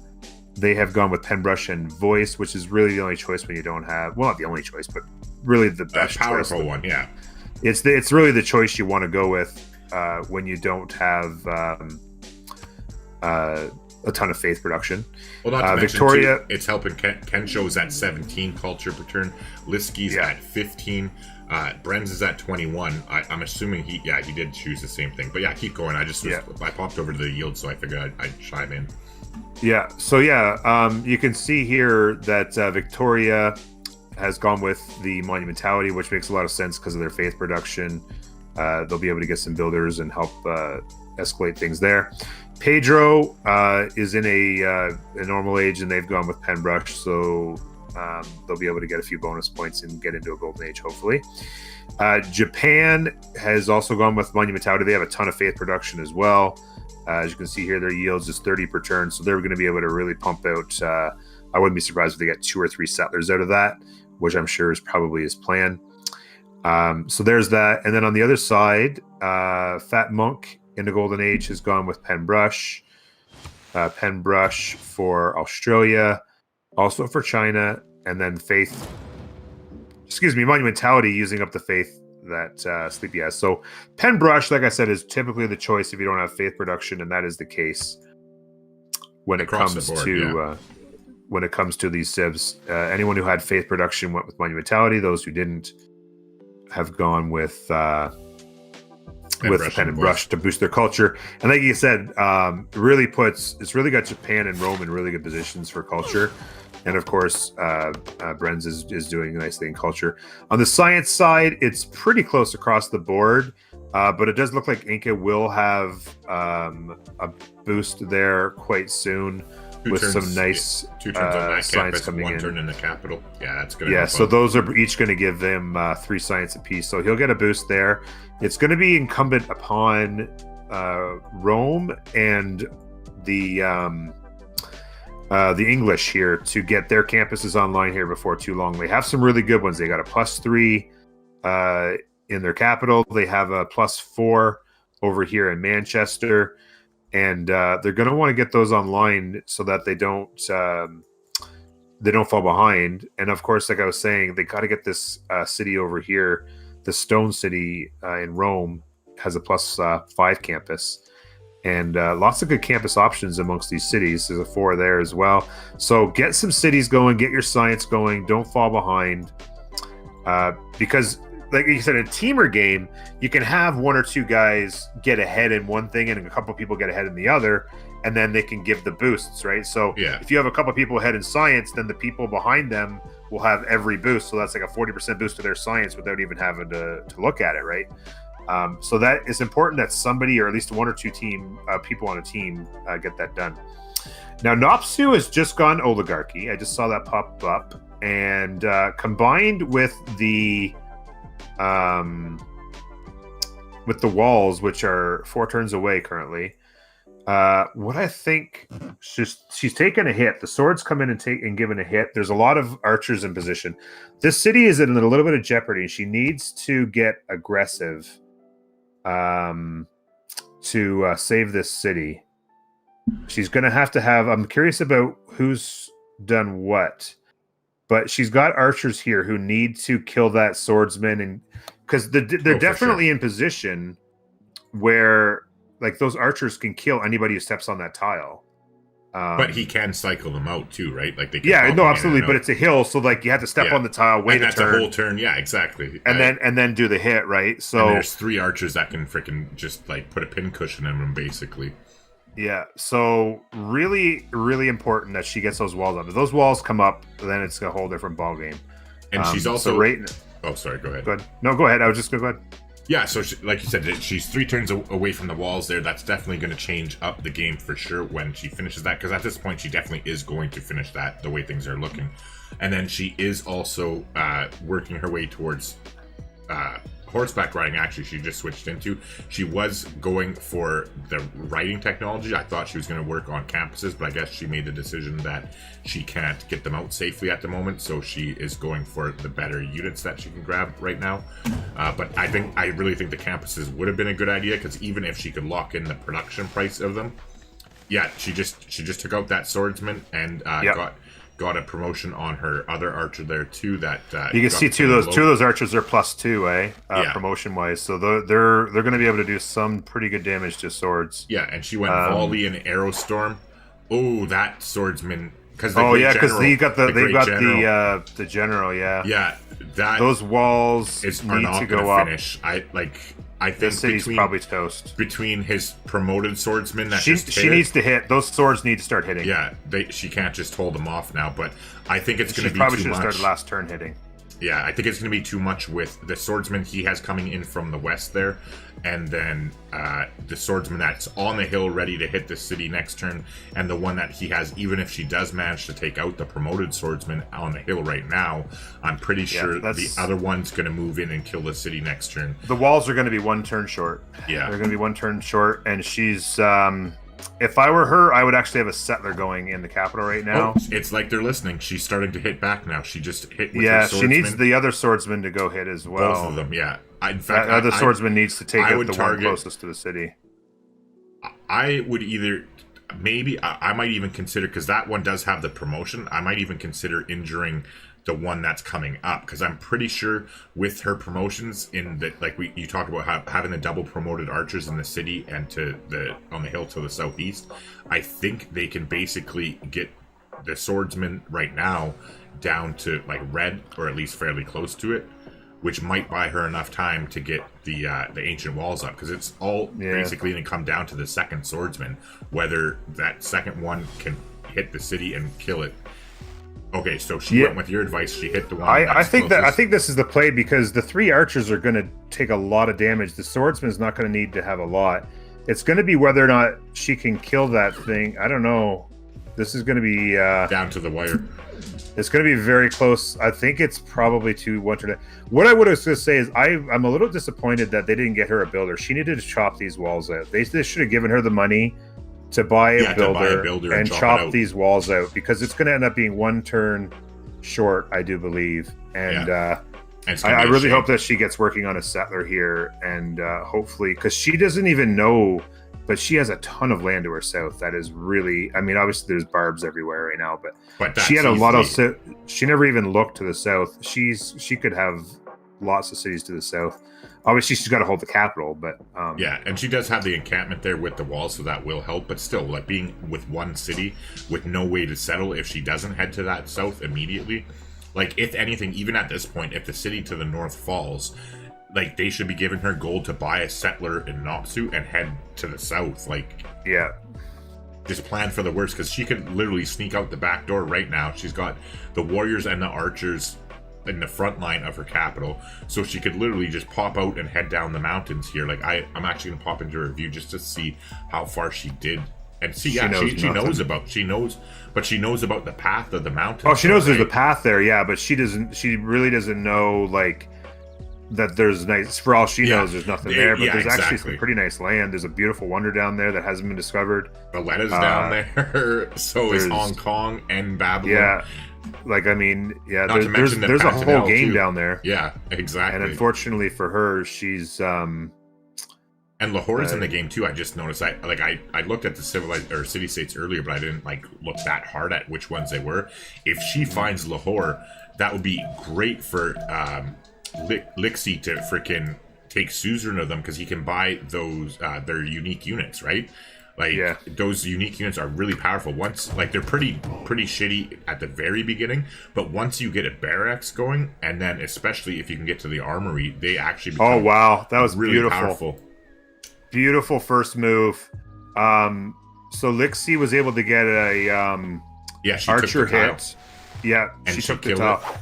Well worth sacrificing that absolute unit. sacrifice. She's got her warrior, or her walls will She's come gonna up. get her walls now. Yeah. So she got a hit with a couple archers, and then quickly got the swordsman hit in, because I think what was going to happen is they were going to wait for the 3 archers to hit the city before the swordsman hit, and that time bought them the tile, and they're going to be sorely disappointed to see these walls pop up next turn. Yeah, and like I said, there's still lots of units in the area that she can get. Hopefully, they're looking here. There's a warrior standing on that amber that's got to turn into a swordsman next turn, or this turn. Or maybe turn. So. No, it's already moved. So next turn it has to turn up next turn. So that warrior could be in trouble with the archers hanging around. It'd be interesting to see, but just spitting out. She's got archer coming in Nopsu. So that was fantastic move right there. Oh, for sure. It was very good war moves. You could tell that... well, she doesn't have the multiplayer experience, but she's good at the game, like you said. She knows the game, exactly. She could tell she knows the game. Sure, her boyfriend is one of the better players I know. in Lixie, so she can tell she's learned some lessons off of him. Oh, for sure. And for sure. Like they were talking too, like when we were having those problems earlier, because like he thought that we were complaining about them taking too long, but it was the game that was having the issues. He thought the other players were talking about them because he's actually taking like an extra 30 seconds or so every turn to coach her up. So that's what he thought they were talking about, but clearly that coaching is paying off because we weren't talking about that, so it's all good. And there you go. There's those walls up. It's not such an easy conquest anymore. No, those archers will be pinging the sides of those concrete walls. Not to mention, they're two stone walls. They're 2 attacks. The one in the city is 2 attacks away from getting a 3rd promotion, and same thing with the other one on the hill, actually. So she did get a swordsman. But it's too late. The swordsman. Yeah, it's too late. But she got it turned into a swordsman long enough that she damaged the other swordsman, and now she took him out. Yeah, so turning it into a swordsman made it a really hard hit, and then the damage left the counterattack. That was well done as well. And these walls are going to formulate, and with Victor in there as well. She's looks like fine. She's going to stand to live another day. I'm excited for her. Yeah, and I was just going to say too, Granada has a new owner. I had it in my chat too. That I was just waiting for a time to say that Japan captured Granada over here. And like I would say it's unfortunate too. I mentioned this at the beginning. Nazca, for whatever reason, spawned with walls and 5 warriors, and so it kind of saves their life because that would have been an easily a takeout. Oh, for sure, for Japan. Yeah, I guarantee Elixir to probably already be owning that. So. And yeah, like I that's why I had tried, like, because it's the mods that control everything, right? But that's why I purposely wanted everybody to go DD originally, like before we found out that the mods control it enough that it restricts that. I personally fucking hate that. That's my biggest pet peeve about this mod, because I think all the city states should have walls and 5 units to start the game. They're already like vulnerable enough as it is, and I think not having them with walls is just ridiculous. Like I can't believe that personally, like, as good as the people who play multiplayer are, I don't understand why that's a feature. I don't understand why they do it that way either. I don't get it. Now, I think that they do play with the restriction that you're only allowed to take 1 each. But still, though, you know what I mean? It's like, sure, if you can take 1, at least let it fucking defend itself, or have a chance of defending itself, to make, at least that way you can't just hit them with a galley or 2. You have to actually put some investment into taking them, rather than just being steamrolled, right? Like, I know with that one limitation in most multiplayer games that it's not the end of the world, but still, though, like, I just think it would make for a better experience if you actually had to, like, if you wanted that city-state for whether it's the free city or whether you want to cancel the suzerainship ability or whatever the reason for taking it, I just wish you had to invest some energy into doing it rather than like just steamrolling it with your first galley or 2 that you pop out. You know what I mean? Yeah, absolutely, for sure. So, I mean, while all that was going on, some serious developments on the other coast here. So Hendu has come up and done exactly what I was hoping he would do. He settled right on the Wonder. He's throwing up some housing here for himself. There's lots of places for farms and stuff. There's pastures. He's gonna love this city for days. Up in here won't be hard to grow. Even if you don't have housing, there's so much food that it's just gonna force it's gonna force the growth down its throat, really. And as you can see as well, there's walls up in Changsha, thankfully for them. But Hendu's got some units on the move, and they're going to try to do some damage and give a lot of trouble to China. And then there's also a lot of interesting things happening in Rome. They've got their units set up. They've got an encampment. There's an encampment showdown, if you will. Walls are about to go up. And they're both 2 tiles away from each other, too. That's the funny thing. So very interesting. China's got the same kind of issue that Nopsu has been dealing with, is pressure coming from both sides now. But what I really like is the simming is happening. There's a 5th city about to be coming into play for Hendu. He's got another settler out. I absolutely love that. Hopefully he can start moving out to the coast. There is that's one barb pot just spat out a whole bunch of quadrems, which is going to be interesting. Those galleys are going to have their hands full with those quadrems. Yeah, it's 2 but on 2 I'd like at the to moment. see, I'd like to see Hendu get some cities out here on this spot to the east. Yeah, and maybe even so push much down land. the south. Yeah, he's got so much land to settle to the south, to like settle towards Sleepy, to kind of like limit how much he can just expand to, because he's working on settlers too. Excuse me. Yeah, he's got a settler going in Sleepy, and he's probably going to want to try and move it south. But I was going to say I'd move it north. He actually just lost an archer. To the Barbs or to who? No, to Hendu. So Sleepy had an archer. If you look up in Manchester, in the tile where there's an injured swordsman, there's a diamond just to the two swordsmen double teamed that archer and killed it before it had a chance to get out of there. And so he's actually going to be able to march these units. He's got 3 archers and a swordsman. He's going to march these guys south. If I know Hendu as well as I think I know him, I've known him for like 4 years now. He's going to march to those rice paddies right there. And good luck getting that swordsman to settle a city in this little section here. I think that settler, in fact, settler is actually heading out. I think he's going to have this settler heading south to the rice paddies. And he's heading to those rice paddies right there, and he's going to be able to clear it out with the swordsman. For sure. And then with he's going to get a lot of lands. Yeah, with the nice tight choke between the mountains, like both passes, it's a 2-tile choke on one side and a 1 on the other. That would be a nice location for him to scoop up. Because I'm assuming that Sleepy's probably going to just keep settling away from them because he has so much free land. Like, sure, there is the barbarian camp there, but I mean, like, realistically, even on DD, that's a minor obstacle to overcome. His third campus is 6 turns away. He's 2 turns out from completing his government plaza there, and has another archer coming out of Sleepy now that he's done the settler. So that is all good. Let's pop over and see what's going on. So Monk is being overrun. Holy shit, look at his capital. He's being caught with his pants down. He's so busy putting the pressure on Nopsu there that he is basically pretty vulnerable. He's got 2 tiles pillaged.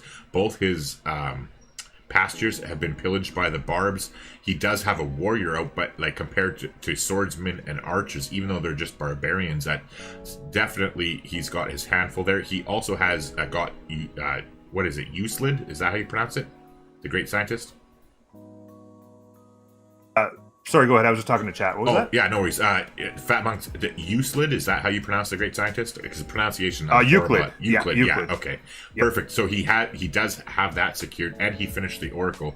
Meanwhile, we haven't actually looked at the religion, so let's take a quick look at that. The only one up is... Chat was actually asking me about that. Yeah, perfect timing. Then the only one up right now is Lixie from you, and like I thought, he went with choral music for shrines and temples providing culture. And then so on he's top got of that, big culture boost there. Lay ministry as well. So each holy site or theater square district in the city following the city provides +2 faith or +2 culture respectively. So that's actually like literally doubles what you normally get in the base game, like in a standard game without this mod, because it's +1 faith and +1 culture. So that is very, very nice for him. And like we said, he didn't have the most powerful holy sites, but it's just he got his pick of the litter when it comes to beliefs, right? So that's going to freaking set him up. And if we take a look at the yields, he is now in a comfortable 21 culture per turn, and so he's matched Bren's on the other side. And then we got Kinsho now with some more cities up. His culture's at 26 per turn at the moment, and as he continues to get some more cities out, hopefully that's just going to keep jumping up for you guys. Yeah, and I was just going to also point out that Lixie's really got his game and gear as well. He's got some galleys heading south. Maybe he's going to take a shot at Nazca and those walls. I'm not sure. He does have 3 in the water, but his dedication, his monumental dedication, and his faith production is really helping him out at the moment. 47 a turn, because I can see he's popped 2 settlers out of here. And he also finished. He also finished, I believe, a temple in Oxa already, or Osaka. And he's 2 turns away in the capital and 7 turns out. So I think what he's going to do is make a play for the Grandmaster's Chapel heading into the medieval era, or like whenever he gets his second government, because his culture boost is going to help him down that tech tree real fast, right? Like if we take a look, he's going for military tradition now. But if go ahead. Sorry. No, I agree. No, I was just trying to agree with you because I was agreeing with everything you said. But I completely agree because. He, like I said, and we got Statue of Zeus too. I didn't even think of that, eh? Oh, yeah. Military training. He's 1 turn away from that. I just didn't think about it whatsoever since I'm not used to it. That would be nice for him to grab, like, And because he has perfect, right? Because like in my whole thing about the statue of Zeus is that I'm like, okay, well, it's great if you're playing a unit that has like anti-cav unique unit. Well, Japan does. The samurai is anti-cav, right? It's just later in the game. And now because of the mod, right, that we're using, the Better Balanced Game Mode, you actually, I don't know where it is, like exactly, maybe my chat or your chat can say, but I know it comes earlier than it does in the normal game. So that's probably what he's actually planning on, is grabbing Statue of Zeus, getting those spearmen up, and then on top of that, when he gets his second government, going Grandmaster Chapel and turning that faith into a huge, like, mid-game army to really freaking crush somebody, most likely China at this point. But I mean, at some point they're going to have to start dealing with Sleepy too. So that would be probably my best guess as to what he's thinking. Anyway. Sorry. So Strokes was just saying you're talking. Sorry, were you talking about Japan's unique unit, the samurai? Yeah, isn't the samurai? Oh no, I believe it's a melee. You're right. I'm wrong. I was thinking of, just because it's unlocked in military science in the normal game, I was thinking that it was, but it's not though. But either way though, still, like, if he goes for that, like, I don't think anybody's expecting it really, and those 3 archers could definitely be nice when he upgrades them to crossbows and stuff like that, right? Yeah, and you can see in here as well the face-off between the the encampments. They have archers inside of them, leveling off of them. They're taking turns leveling archers off of each other. Hey, well, that's a good idea, move. Right? Yeah, exactly. So I was just going to say over here, so Great Lighthouse is coming off in Bristol, which would be really nice for them. And Taiwan started working on Machu Picchu too, to the left side of the volcano over there.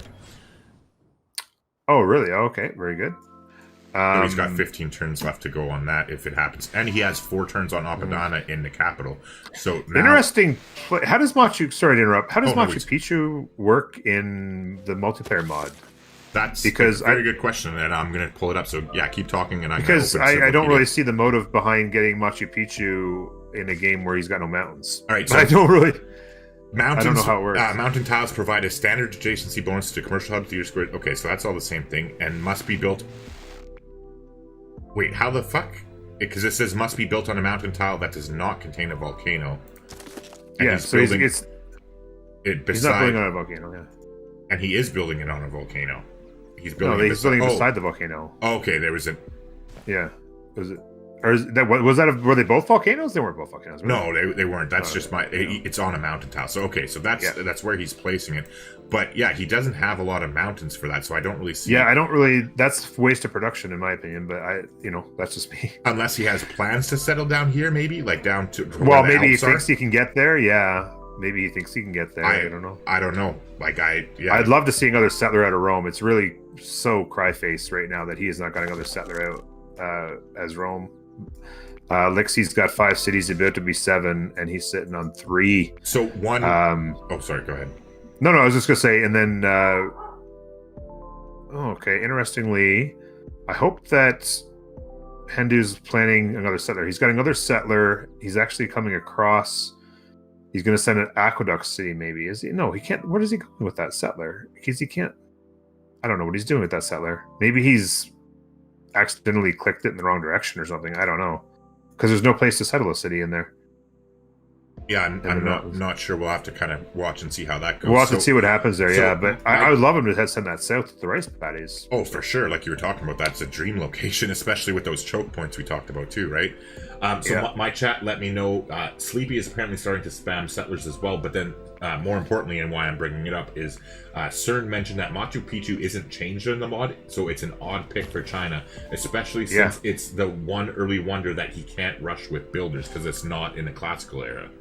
Yeah, the only thing I could think of is because I pulled up China's again, because with the mod or whatever, we're not completely familiar, right? So I pulled up China, and they get constructed wonders, provide their cities with +1 food, +1 production, but +1 everything, like +1 to all yields in that city. But still, for the amount of production that it's going to cost to invest in it, it must be that he's planning. He just thinks that he's going to be able to come down here and settle. Otherwise, it's like really, really odd choice, like because he literally has like no mountains except for one to the east, or sorry, west, I guess, of Taiwan, but that's not going to justify building a wonder. Yeah, no, not even remotely, no. And then the one to the southeast or whatever by the encampments there. But maybe he has plans of like that he can take Ostia and then settle near the Alps there to the southeast where the Barbarian and Singapore's Warrior are.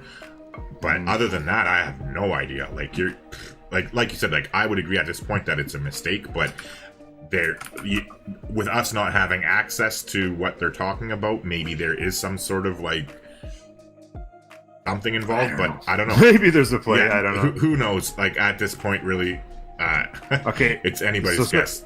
So Hendu did settle the race place. He's going to do. He's not in the race paddies yet. No. I looked at Manchester and thought it was that section of the valley, but I was wrong. Yeah, sorry. Yeah. So he took Birmingham, like we talked about. Yeah. And then Hull, I guess, is what he settled next. Yes, he just settled Hull. He's going to do an aqueduct city, it appears, and I kind of wish he'd have headed south. I really do. He could have done the aqueduct city as a back settle. Maybe he's just trying to be cautious, I guess. But yeah, interestingly, I'm assuming that Incan settler on the coast is going to go settle right on the coast, which might be a dangerous play with England in the area. If for some reason that settler chose to step on the wine, it will be a fatal mistake. And I don't think, in fact, I can tell you for sure that they don't see that swordsman. That English swordsman is not visible because there's trees and a hill, and both of the Inca players are standing on flat ground. So if it for some reason decided to step on that wine, it can kiss that settler goodbye.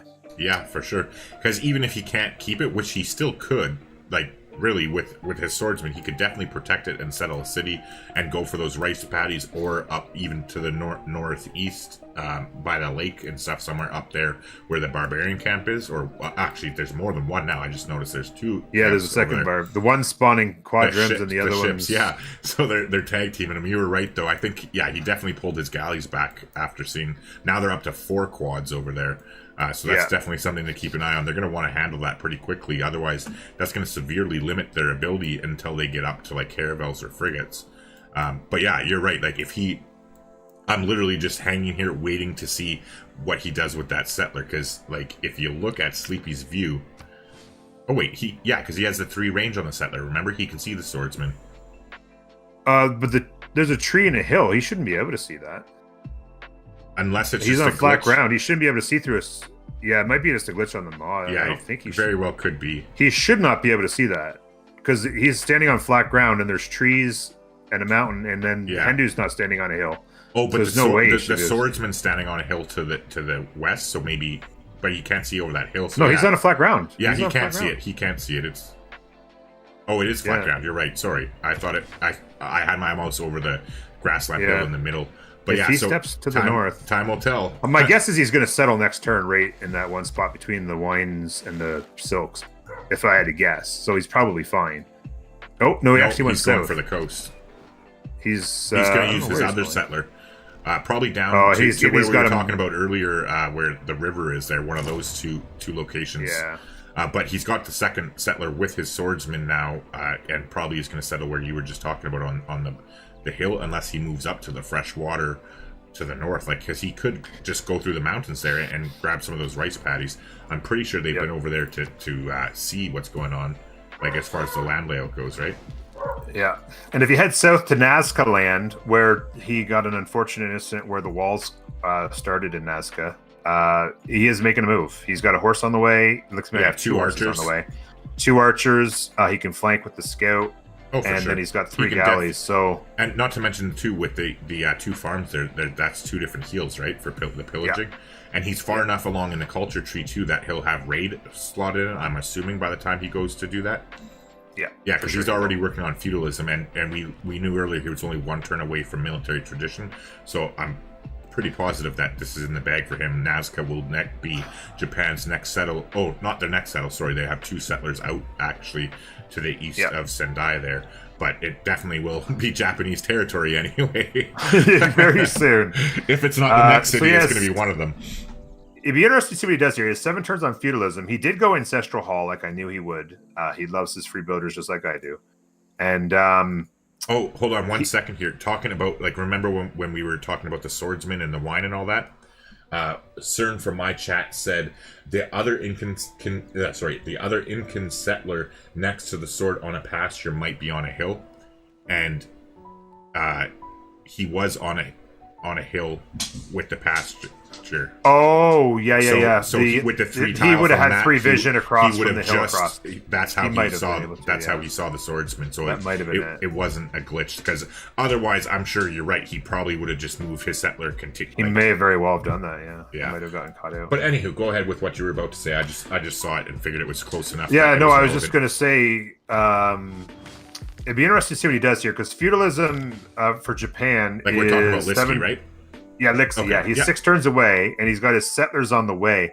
I would not be surprised by the time he gets his settlers to the positions, which I'm guessing he's going to settle on these 2 rivers here. Yeah, that he goes for. I wouldn't be surprised if he waits a turn or 2 when he gets there. Oh, for sure. The timing, he may not even have to wait, depending, like 1, 2, 3, 4. He's probably, one of these is probably 4 or 5 moves away. The other settles probably.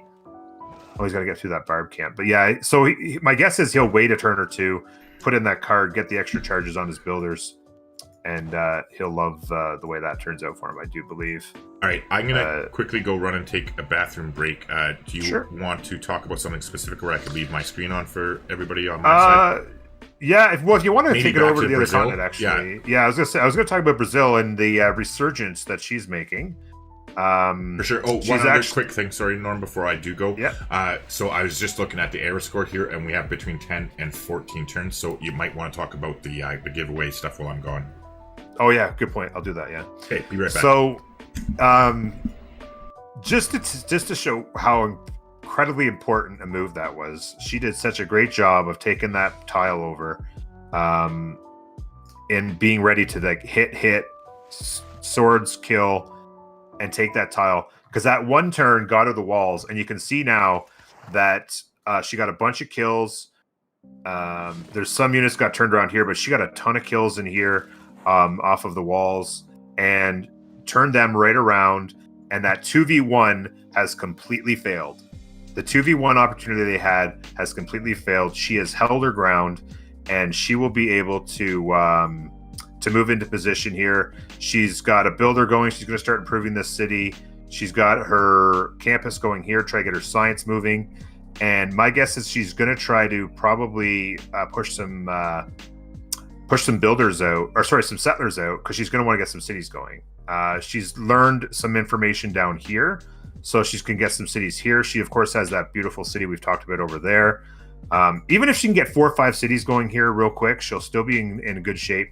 When we take a look at the score, she's a little bit behind her teammates, but as you can see here, she's not too far off of her opponents as far as score. In fact, she's actually equal with China. You can see Lixie's kind of running away with it right now, and Hendu and Kinsho are also doing very well in comparison. So my guys are hanging in there really well. I'm super proud of them. They're playing well. I'm gonna have to kick Kinsho's butt that he has not gotten another settler out. He's got one going here in Eritrea, which is good to know. He went Warlord's Throne, yes, but he's got another settler going here. I really hope he goes up and gets that stone. Who are we talking about? I switched again? Over to Rome. I was just mentioning. Rome. Okay. I went through the scores there and talking about how proud I am of my guys at the moment. and then I looked at the map. I'm like, Rome still only got 3 cities. It's driving me nuts. Settler equals monument. I've said that a million. I kid you not. I bet you I said that 1,000 times in my chat in the last 3 years. And he's a regular watcher, right? He is. In fact, I would say he probably has spent more time in my chat than any other person alive, probably, because he watches from work as well. Like he works all day. He's an accountant, but he's just got me on all the time, and he's extremely pops in, listens to it while he's doing his own thing. Yeah, I got a bunch of truck drivers in my group of circles or whatever that like to just leave the stream on and listen, and they'll pipe in every once in a while. Yeah. But yeah, so very. So yeah. Anyway, I didn't quite get a chance to do it, but you can. I'll segue to you. You can talk about your giveaway that'll be happening in however many turns we have left in this era. Yeah, for sure. So which is how do you see how many turns we left in the era? Just go to air score. Oh, yeah. In the normal spot. There you go. 10 to 13. Yeah, so. nothing fancy for that part. Nothing fancy there. I know. I'm trying to get used to this mod. And I'm like, what do I push next? What are I doing? I completely relate. I get that, especially like just because it's so brand new to us, right? And kind of foreign. Yeah. But some things are where they should be. That's the nice thing. So Rome actually just picked up another legion too. So it's looking to get pretty interesting between Taiwan and Ostia there. Especially with those archers that have been like.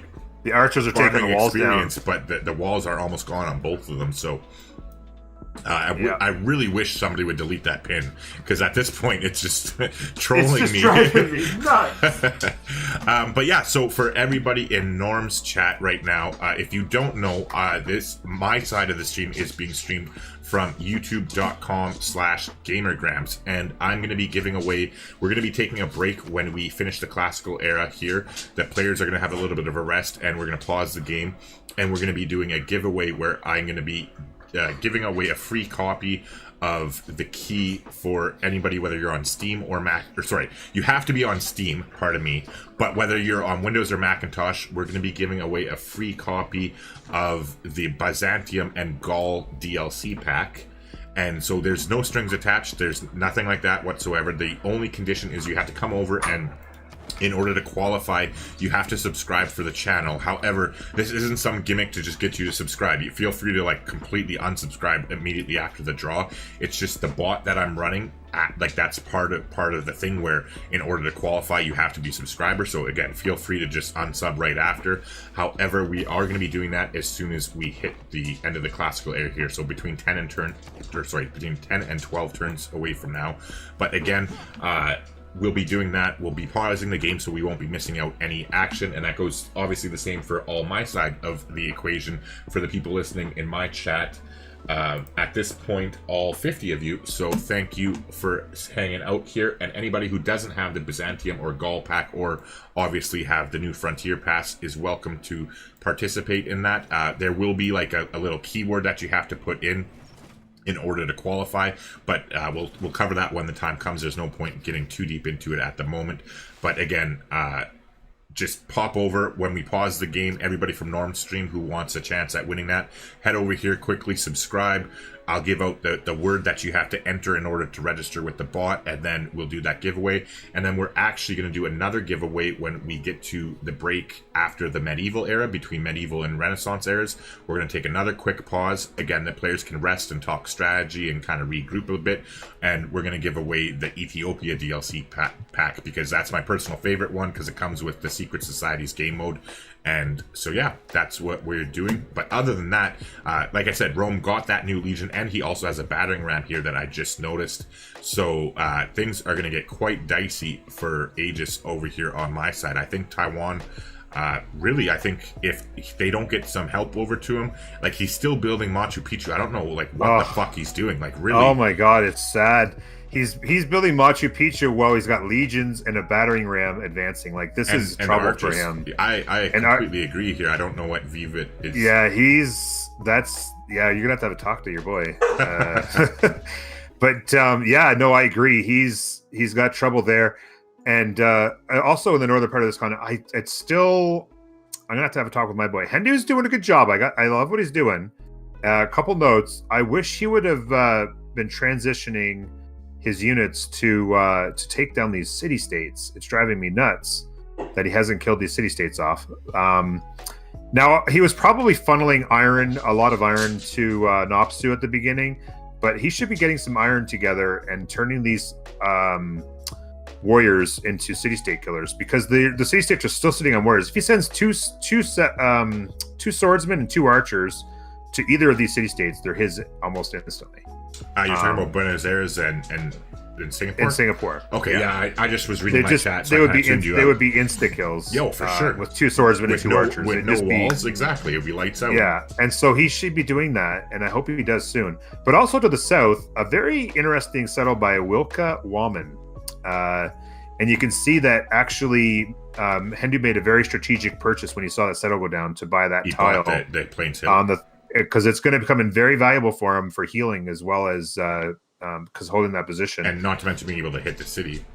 Yeah, and being able to hit the city from it. Yeah, especially if that jungle gets cleared too. Yeah, so they've got the swordsman here who could be in trouble. It'd be interesting to see. Is that encampment on a hill? It is on a hill. Yeah, so he can shoot over. Wow. He can't shoot over that the if he doesn't jungle, move that swordsman quick, he'll be in trouble. Yeah, he should be able to. And then on the eastern front of that too, he also, like, Handu also has 2 swordsmen who have seen a little bit of action, and he just settled that city. Ooh, but he's dealing with barbarians. He's dealing with barbs. Like, Sleepy's dealing with barbs to his western front, and he doesn't have nearly enough military units either. He's got 3 swordsmen coming. He's got two archers. One of them very injured. I'm just wondering. I'm looking down at Gazagarmu, or however you pronounce that. Ooh. Have they taken suzerainship? They did. They must have. Yeah, Lixi took suzerainship of Gazagarmu, and that's why I was like, why the hell is he getting walls down here? And how are those Lixi, that is a lot of trouble to the south. Yeah, that was actually a beautiful play on their part. Like, completely. Yeah. And if Hendu can ever get. That swordsman's almost dead. I guess that archer in the encampment cannot hit. It doesn't act like a city, I guess. Actually, because so it can't hit. Because the jungle is also on a hill. That's probably what's preventing it. Is the line of sight. It's a jungle on a hill. Yeah. So that's unfortunate there. You couldn't got that and kill. I'm sure he would have liked to have got, and he just got it in. Yeah. But that city's very vulnerable, I will say. Sure. I don't know. Promotion there. I guess. Hold on. Well, no. 1, 2. Because he couldn't settle. He couldn't settle the stone. But still, either way, I would have settled personally on the other side, like in. Yeah, he needed to get away. I would have settled. A very vulnerable city. I would have settled on that forest. To be completely honest, as painful as it is, like, that would have been the better choice. And you only have 2 tiles to deal with as far as, like, approaching enemies, and one of them is across a river. And not to mention, if you buy the tile and put the encampment up ahead on either one of those tiles above the rice paddies too, like, that to me would have been the better decision, like, defensively. But I mean, like I said, defensively Woko's in trouble. That's 3 tiles that he can stick units on. If he puts 3 swordsmen there with some archers in the background, whew, and those walls are a long ways away, unless he gets a builder up there to chop those out quicker. Like, I don't think the walls are going to. And I don't know where he's going to get it. Well, I guess he could buy the builder with faith because he's in monumentality still, but I'm not sure about where his numbers are at right now. But yeah, and he's not working on a unit in any city, and he has got huge pressure from city state, from barbs. He's lost the warrior. He's down to 2 injured archers.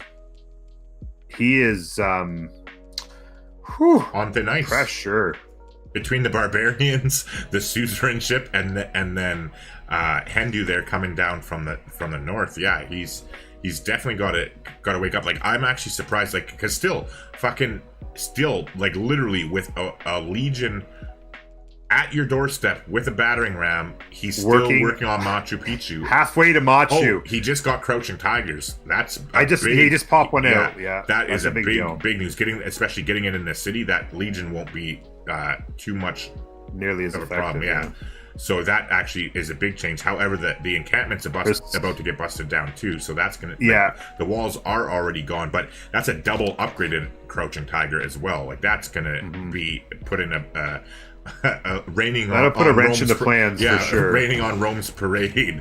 But yeah, it's still with 4 archers, 2 legions. There's another warrior he can upgrade. He is working on another Crouching Tiger. He's got 1 turn left in the capital too. That's going to be headed down there, I'd imagine. But he's still working on a settler over in Changasha, and I'm not sure. Yeah, he's just taking down the encampment now. I think he's not. I just think he's not taking it seriously enough. I don't think he understands the threats. Well, because again, he can't see what we can see, right? That's also a big thing to consider. Is that, like, as far as he knows, like, right now, if I pop into his vision, he literally only sees the 1 legion and 2 legions, and 2 archers. I guess he possibly can see the other archer down there, but I'm pretty sure that's just a glitch with the spectator mod, because he has no units around there. So he I don't think, well, clearly he doesn't appreciate what's coming for him. I'm pretty sure he does have Victor coming in 1 turn. That's going to help out as well. But now with the Crouching Tiger about to be fortified in that city. The archer is also nearby there, and that other one's about to come out next turn. I think he should be okay, and I think once he sees the amount of units here, that he'll understand the gravity of the situation, and hopefully can pull his pants up a little bit there and recognize. But again, it's so much easier for us to just see this and like react not being in the game, right? When we're just sitting back in our chairs relaxing and seeing everything with the bird's eye view. That's true. So it's hard to judge, but even if he was building anything other than units, it's kind of still fair criticism. You know what I mean? Like, no, I agree. Like the Machu Picchu is the really big part of that's the most confusing part to me. But yeah, I was just asked by Cotton here, the vulnerable settle. What makes a vulnerable settle? So really, the biggest thing about a vulnerable settle is we're talking about Wilka again, or what are we talking about? Yeah, we're talking about Wilka. Okay. When you think about it in terms of how easy is it to put under siege, and how difficult of attacks are there. So to give you an example, here you can have 3 different units, military melee units here, and easily be able to hit without having to cross a river and get easy hits. So that's like 3 hits in a row. And then also ability to put under siege. A unit from Hendu on either one of these tiles puts it under siege to the south. Yeah, because all he has to do literally is cover 2 units one put river. Yeah. So even if you only ever put 1 tile on the jungle, or 1 guy in the jungle and 1 guy in the stone, this city's under siege.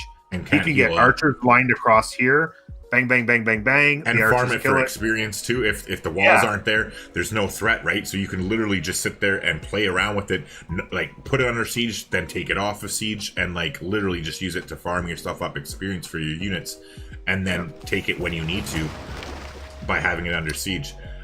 Meanwhile, the saving grace for Sleepy here is that barbarian encampments that are holding England back, because now Hendy has a great admiral with his galleys, but he's still chipping away at that. He's got 2 of them coming. Like there's a second one, a great admiral coming as well. He's going to try to put away let's at them. actually take a look and see what they are, because I know, like, remember there's that one that gives a fleet and everything too, right? So if we look... Yeah, and he has it. He's got Gaius Duelis, however you pronounce that, but forms a fleet out of a military navy unit. So he might just straight up just pop it into a fleet and retire one of them and keep the other one, Artemisia or whatever the hell it is, to actually give the combat boost to the units, right? And then meanwhile, just quickly here, there have been, other than the Great Generals and the Great Prophet, which we already knew about, so Inca actually founded a religion, so we should take a look at that quickly too at some point here. But after, you said it was Euclid or Euclid? Euclid, Euclid, yeah. So after Euclid famous mathematician. After Euclid, he got, I'm not even going to try that one. He got another great scientist that gives him the Eureka moment for 3 random technologies from the classical or medieval era. And then he also got another great scientist, so he's getting dangerously close. And this is Monk I'm talking about. He's gotten all 3 of them with his great people points. That he's got the 20 health points healing for the player's units within 1 tile, which should actually come in real handy. Normally that's kind of a dumpster fire one for me in single player, but here in this specific situation, bringing that guy down to the south to help with Brazil there might be a good idea. But then what I was gonna get at though is that he's dangerously close to Isaac Newton now. He's got to be coming up pretty quickly.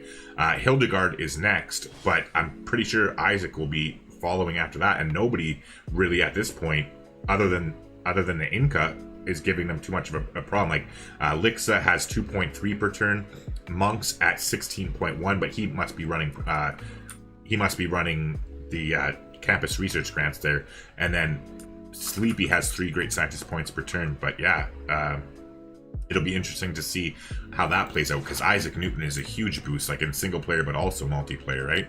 Ooh, I just saw it too. I just caught it at the last second. There was a flash flood down to the south where Lixa has control of Gazagarmu, or however you pronounce that, and it wiped out, I believe it was 2 barbarians, possibly just 1 though. I didn't see, I just saw the units die. I didn't see what they were or whatever. It just caught my eye at the last second. But that was a nasty flood. So now the barbarian camp is completely empty, and they're down to the 1 swordsman there. he does have, and he has 4 turns on his walls in Machu, and he has that builder, so he has. So he'll be pretty safe there, yeah. He's okay, and there's no real threat to Cusco right now. At least I'm pretty sure he can get walls up. Oh yeah, he has another builder over there too, so I'm pretty sure he's going to chop walls out in both places. So that should be okay. And then I'm assuming that Wilka Wam in there that we were talking about is going to follow suit. Yeah, he switched into walls here. He's got 8 turns left on them, and I'm pretty sure that's probably going to be the next spot that he grabs a builder. Personally, that would have been my second spot. I would have grabbed one a little bit, like I would have protected Machu, but then got the builder up in Wilka for sure. But I mean, he might have already had that builder. I didn't see how he got it. I'm just kind of assuming. Might have bought it with faith, and I don't know. I agree with you though on that. But yeah, other thing too, I've been paying attention to so many other things.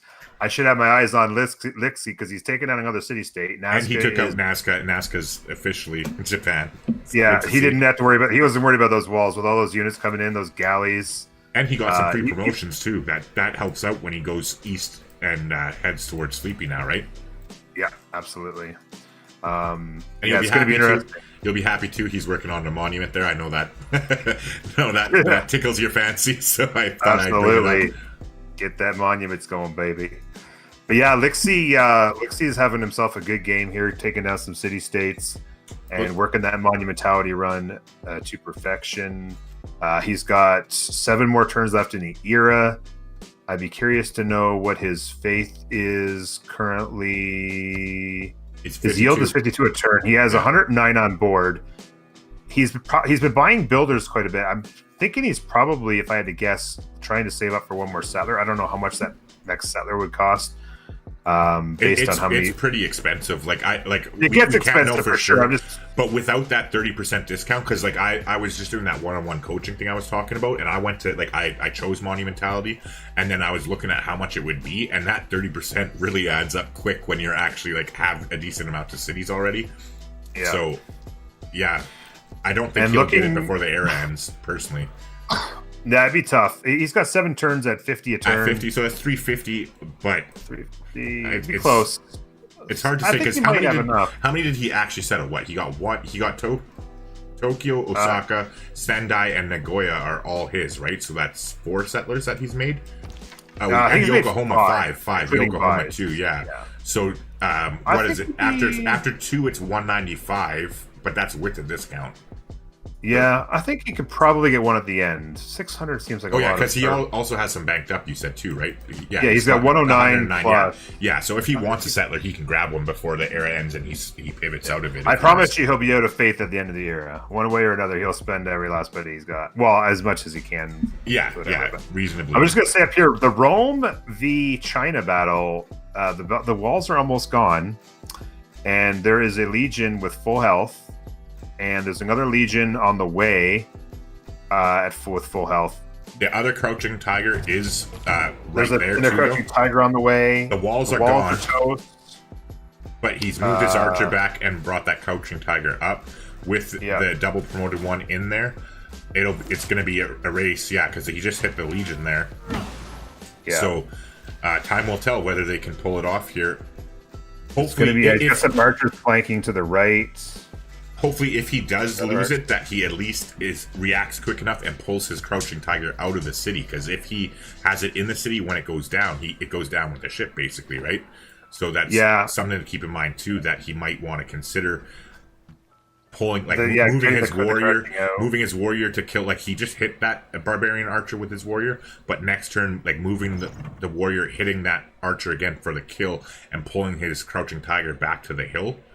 Would probably be a good choice in my at this point, with no walls and this many archers. Only one legion now, right? He killed the other one. Yeah, the other legion got hyper focused and taken down. So actually, I think 1, 2, 3, 4 archers, but only 4 can 5, hit. One to the south. But only 4. The next turn he will be able to move. Yeah, you're right. So 5 archer hits and that legion will be pretty close. But they hit at the same time, right? So you had to keep into consideration that he can hit that legion with both. The legion tigers, would be. The legion might be dead. Yeah, so the city might be fine. Then he won't have anything to take the city with. Yeah, I think he probably. I wouldn't be working on a commercial hub in Nosti. I'd be working on another. Yeah, because this is the end of his melee units. Like that Legion is all she wrote, other than the archers. I mean, he's being a pain in the ass at the very least too. Oh, for but it's just funny. I was going to say Machu Picchu's like 3/4 built, and he's like, "Oh, I better build a crouching tiger," and then 7-turn crouching tiger on the way. Like, no, I 100% understand where you're coming from, because even like my chat was chirping in. They were like, "Oh, how nice of him to build Machu Picchu for Rome like that." Yeah, exactly. Yeah, because Rome can actually take advantage of it where they are. Right? For sure, they would actually be able to use some of these mountains to build some. Yeah, because the coal isn't factored in yet at all. So yeah, there's definitely, with the jungle tile there, that would be a nice pickup for them if they can end up swinging it one way or the other. Yeah, it didn't get built though. So no, yeah. If they take the city, it's gone. All that production is gone with it, flushed down the tube.